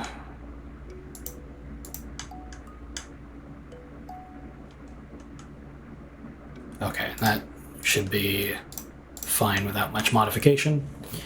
Then there's the window class itself, which that code should be pretty much identical.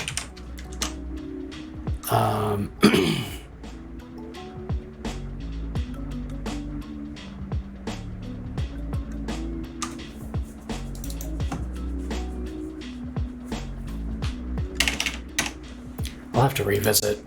I'll have to revisit the question about CS own DC, because I don't think I'm doing a very good job of releasing DCs every draw. But I'll come back to that.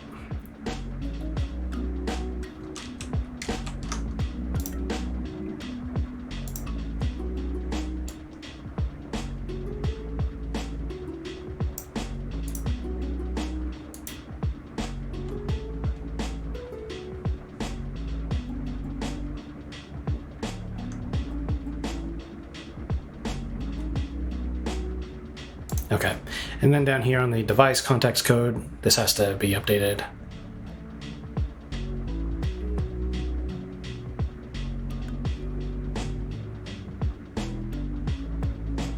So I'll copy all of this code out.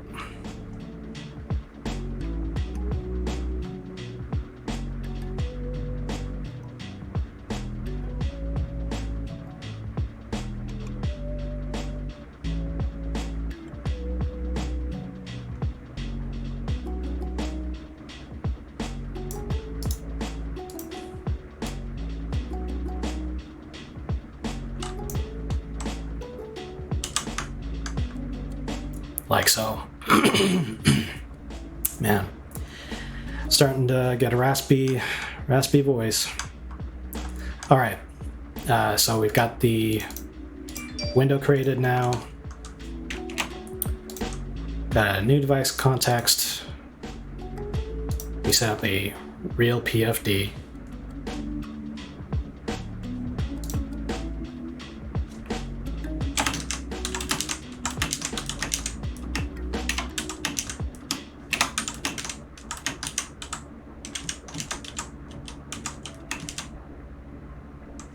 and these could all be aligned better.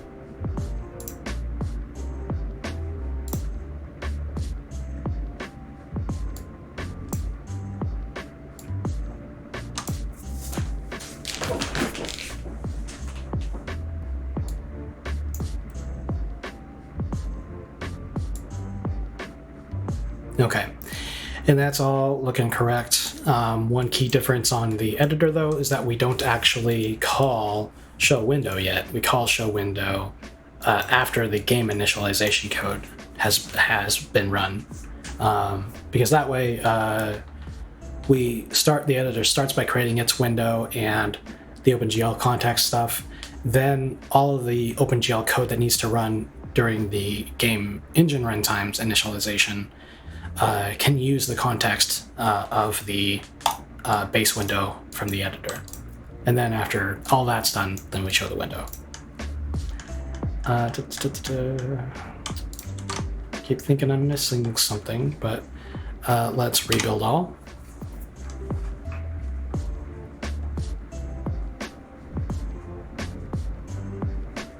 Really, the editor code is very similar to the standalone code, but okay. Oh, you know what? I think I've got a double buffering thing. I think I forgot to set up double buffering.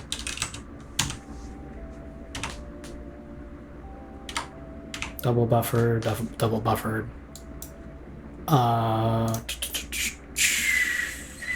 So we are double buffered now, and now I need to fix swap buffers. Oh, where's my swap buffers? Oh, it's not called swap buffers. It's called window end frame. So down here, instead of using GL flush, we now have to use swap buffers with the device context. All right. And that should be that. The editor should now be able to at least run and display things. Cool. All right, so the editor's kind of back up and running, but now with a test context that we had, a context we had created with the new extension. All right, so now, wow, that was a lot of work. What am I at? Almost 4 hours. The last thing I want to look at before I'm done is actually get RenderDoc to figure out what the heck is going on with my frame buffer API. That's the whole reason why I started down this rabbit hole, was because I found that when I tried to resize my frame buffers, I was periodically getting strange results where it appeared to be like an empty texture. And I'm not clear what's different between my resizing and my deleting and recreating. So hopefully RenderDoc will help me identify at least whether I am rendering the game to a texture somewhere. So we'll run the editor. Yeah, with these parameters. All right, and let's try running it through RenderDoc. Okay, so now it is linking correctly where it didn't before.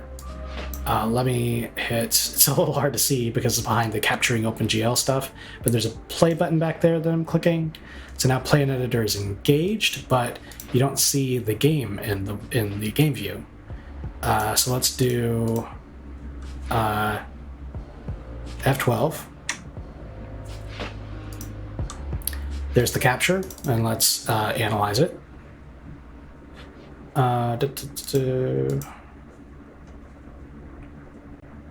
Pass 1 and pass 2, so this is presumably where I'm rendering my game scene.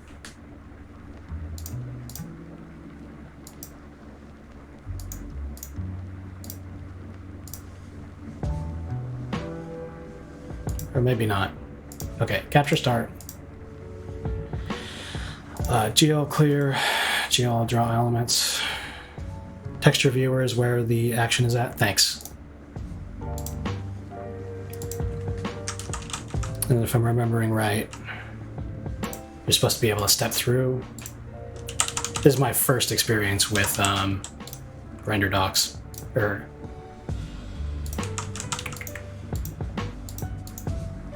Okay. Yeah, so this is where we're drawing the editor, but in the render pass up above, I'm getting a whole bunch of stuff drawn that's not showing any output.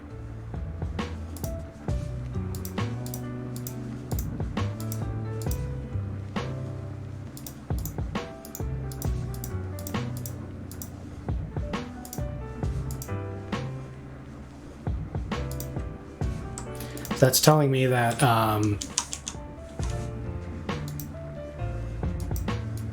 the rendered target must have a problem with it still. Do you know off the top of your head where I would check frame buffers?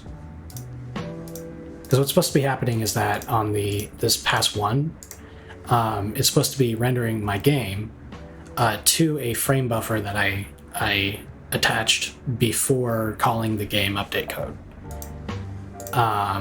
So all of these should be drawing that animated text in the couple of sprites that we saw when we were in standalone. If you check your inputs as well on the right side of the window. Okay, there's my inputs. There's Madeline. A whole bunch of times actually. That's interesting.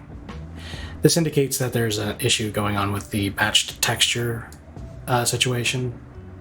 I usually will fill up my texture slots up to 16 texture slots because you can only do 16 on the Mac for some reason. And all of them are filled with Madeline except for this one. So I'm clearly not reusing them correctly. But yeah, inputs, got those sprites. This is the MSDF texture atlas.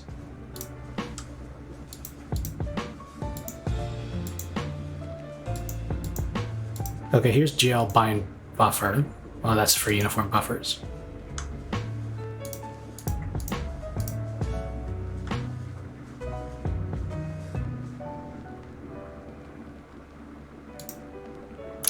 Well, I don't think it could be the shader because it's literally the same shader that was working in standalone. So let me run standalone. This is what should be displaying in the game view. So this code is what's running in color pass 1, where it says 1 targets.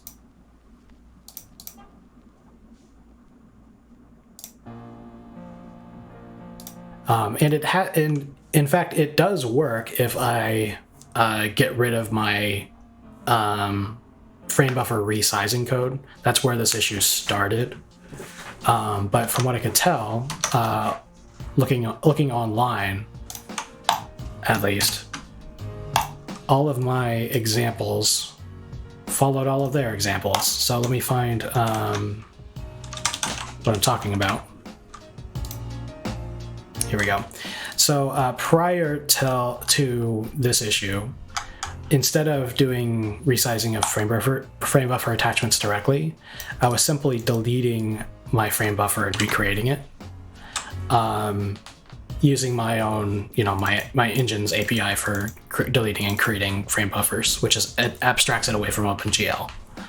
But one of the problems that I had with that is that it was I wanted to put guards in place within these methods so that if you're a game developer using my engine, and you create a frame buffer from your play and editor code. So you're playing the game in the editor, and that code creates a frame buffer. I want to first make sure that all of those frame buffers get deleted when you stop playing editor, whether you remember to clean them up or not. And then second, I want to prevent accidentally deleting frame buffers introduced by your game systems, which technically run constantly whether or not you're in play and editor. And the problem, that's where this problem starts, is that if I have that guard in place where you're not able to delete frame buffers that were created before you go to play an editor, then when I call delete and create on the frame buffer that I'm rendering the game in, that triggers that guard. And so I decided to try and just simply use GL text image 2D or GL render buffer storage for render buffer attachments to just resize it. And for what I can see online, that's supposed to work, but it's not clearly. And I'm not sure at all why that's the case. But what is clear is that RenderDoc is showing that it's not that the output isn't being written to a texture, I guess, because I'm not seeing the output here, and that means that the issue happens before I even get to displaying that texture in IMGUI. Let me stop, and I'm going to close out of this as well. I'm going to revert to the previous way of doing things to demonstrate, and then I'm going to do a RenderDoc capture and see what that looks like. And in order for this to work, I need to get rid of those guards I was talking about. Here we go. It attempted to delete a frame buffer during editor play that was created outside of editor play. That check has to go.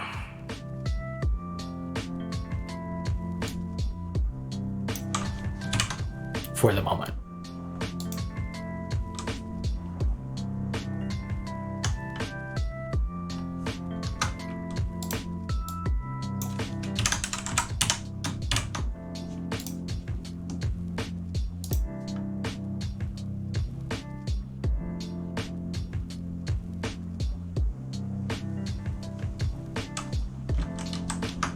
It's actually this whole block now that I'm looking at it. Okay. Recompiling, switching to the editor.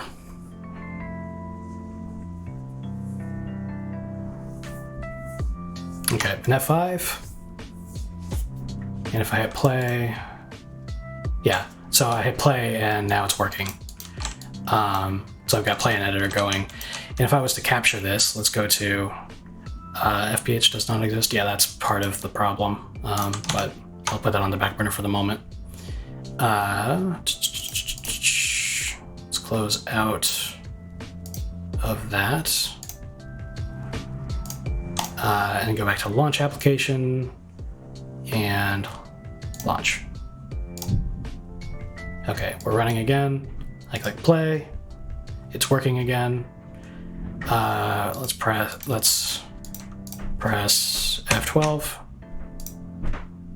and take a look at that capture.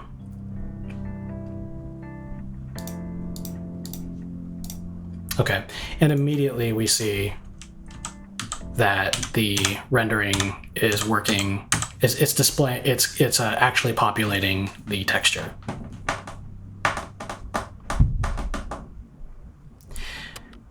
So about the only thing that I can think of off the top of my head, and this is something that I already tried, is that for some reason after I reallocate the textures, after I used GL text 2D, right? GL text 2D.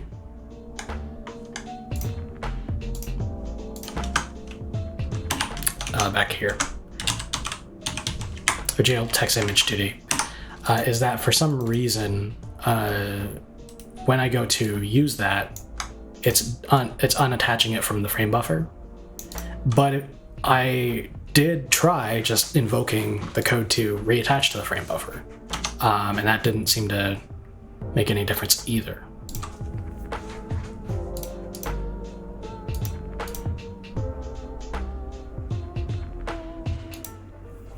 I wonder if I can learn anything about the output target.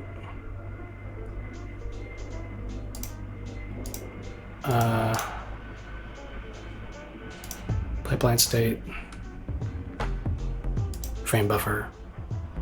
Okay, here we go. Here, this might be giving me some information. So I can go to the pipeline state, vertex, vertex shader, rasterizer, fragment shader, and then frame buffer.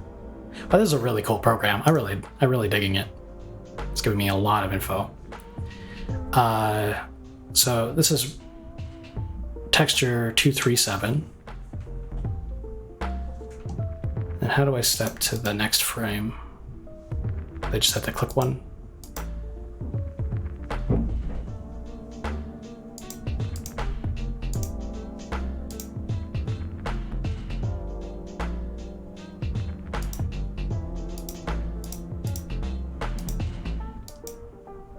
Oh, this is all within... Oh, this is the timeline of this frame. Okay, I get it. These numbers are representing the calls that we're on.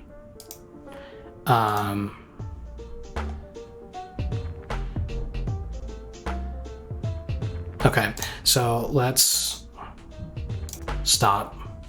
And I'm gonna re-enable the problem. So I'm adding the code that I want to work. Rebuilding that.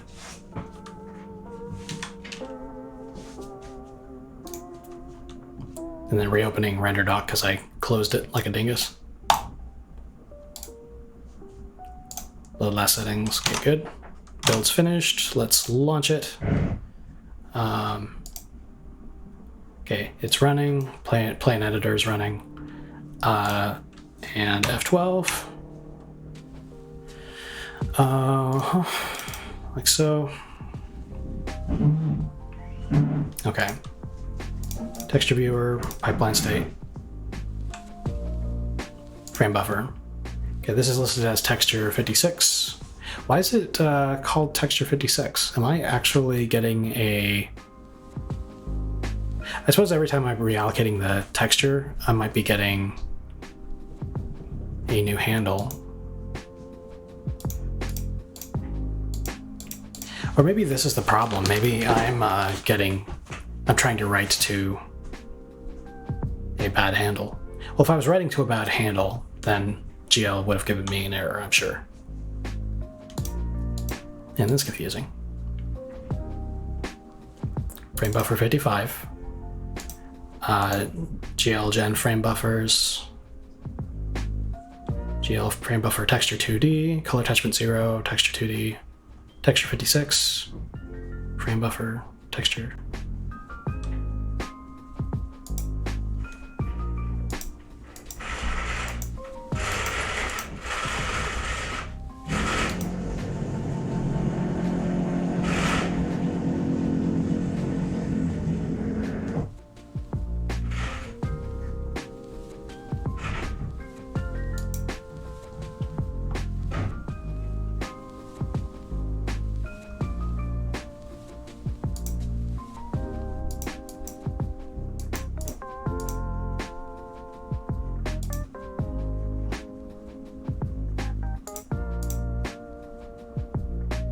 Oh, hang on. Here we go.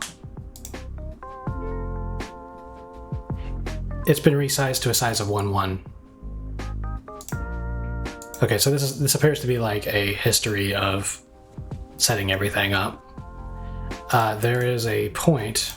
Hang on a moment. So the initial contents is 688 by 468, which sounds to be like around the size of that viewport we had.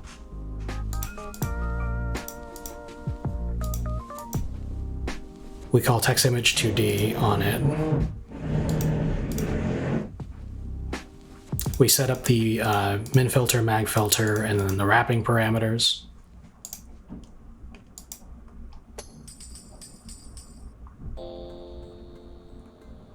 And then somewhere along the way, GL text image 2D gets called with a width and height of 1.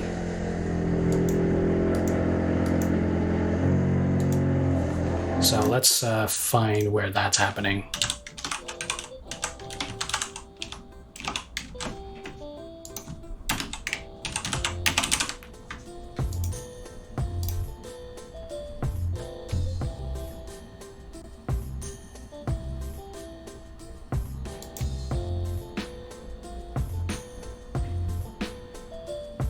There's only 2 places where that might be. So I'm going to set a breakpoint on each of these. And then F5 it.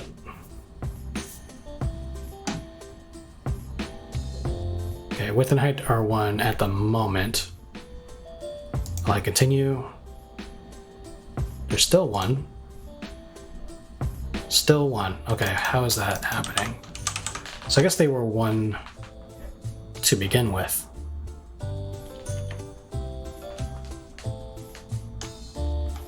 For starters, these are static members, aren't they?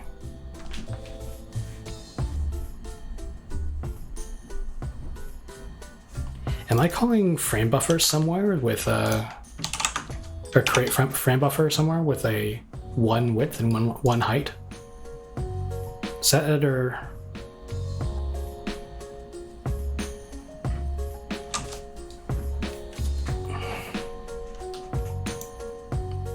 Oh my god. Yeah, here's the problem, I'm pretty sure. So create frame buffer. Okay. No, that's not quite right either. Hang on a second. Create frame buffer.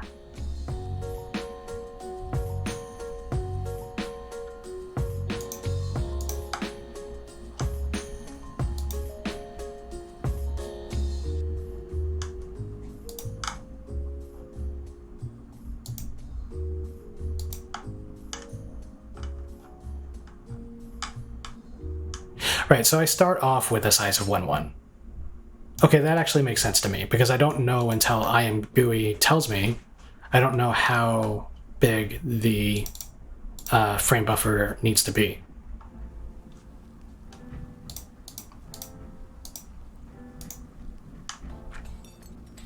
Okay, so let's continue.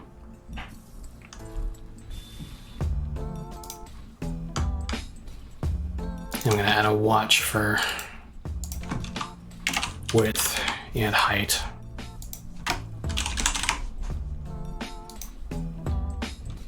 Okay.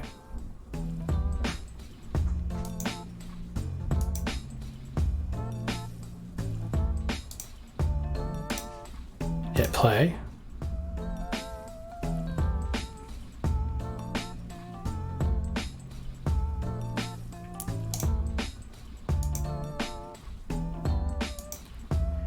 Now it's being invoked quite a bit for the size of 1280 by 720.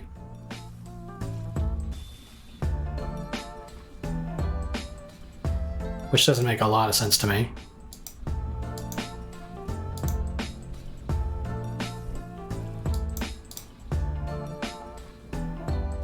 Oh, this is for a different frame buffer. Okay.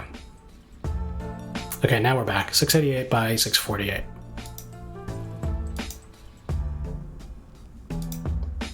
That doesn't make a lot of sense. Now I'm well into Play and Editor, and the width and the height are 688 by 648. Maybe I'm misinterpreting this. GLGen. Oh, because I'm reading this upside down. Okay, so gen textures happens, bind texture, and then we set the size to 1.1, which is what we do before IMGUI tells us how big it needs to be. Then we set the parameters, the filters and the wrapping. And then we reallocate the storage.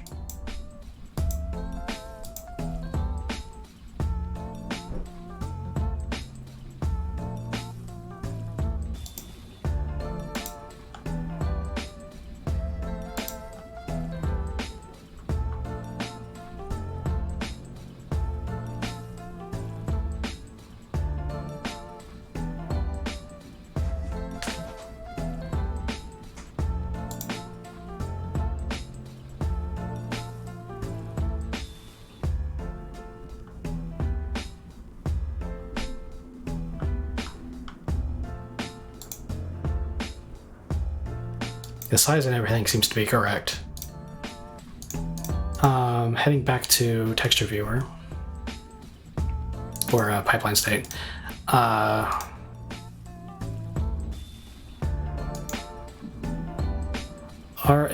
G8, B8, U normal.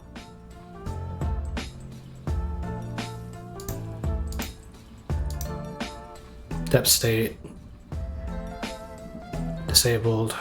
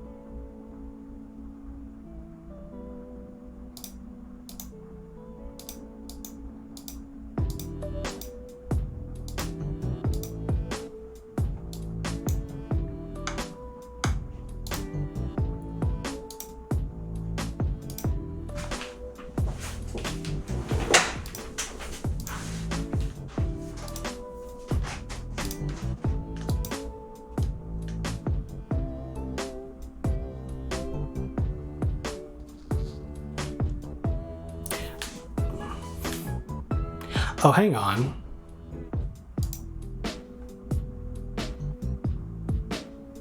Oh, that's FBO. Okay, never mind.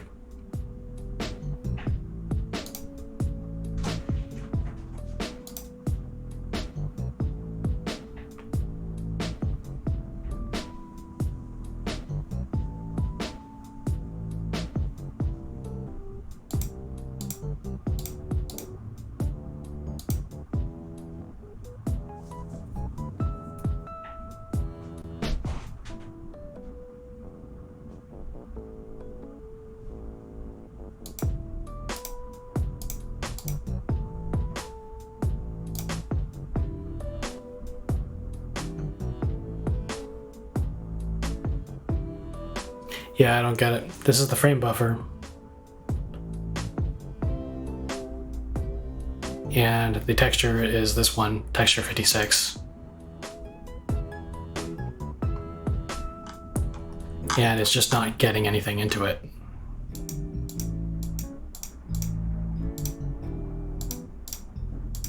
Okay. Well, I don't know. At least I got the thing I set out to do today done, which is I got the a transition to using the new fangled way of doing context creation, and I got it set up so I can use RenderDoc. But I'm going to need to do more poking around to identify what specifically is going wrong with the use of my frame buffer objects. So yeah, thanks for joining me.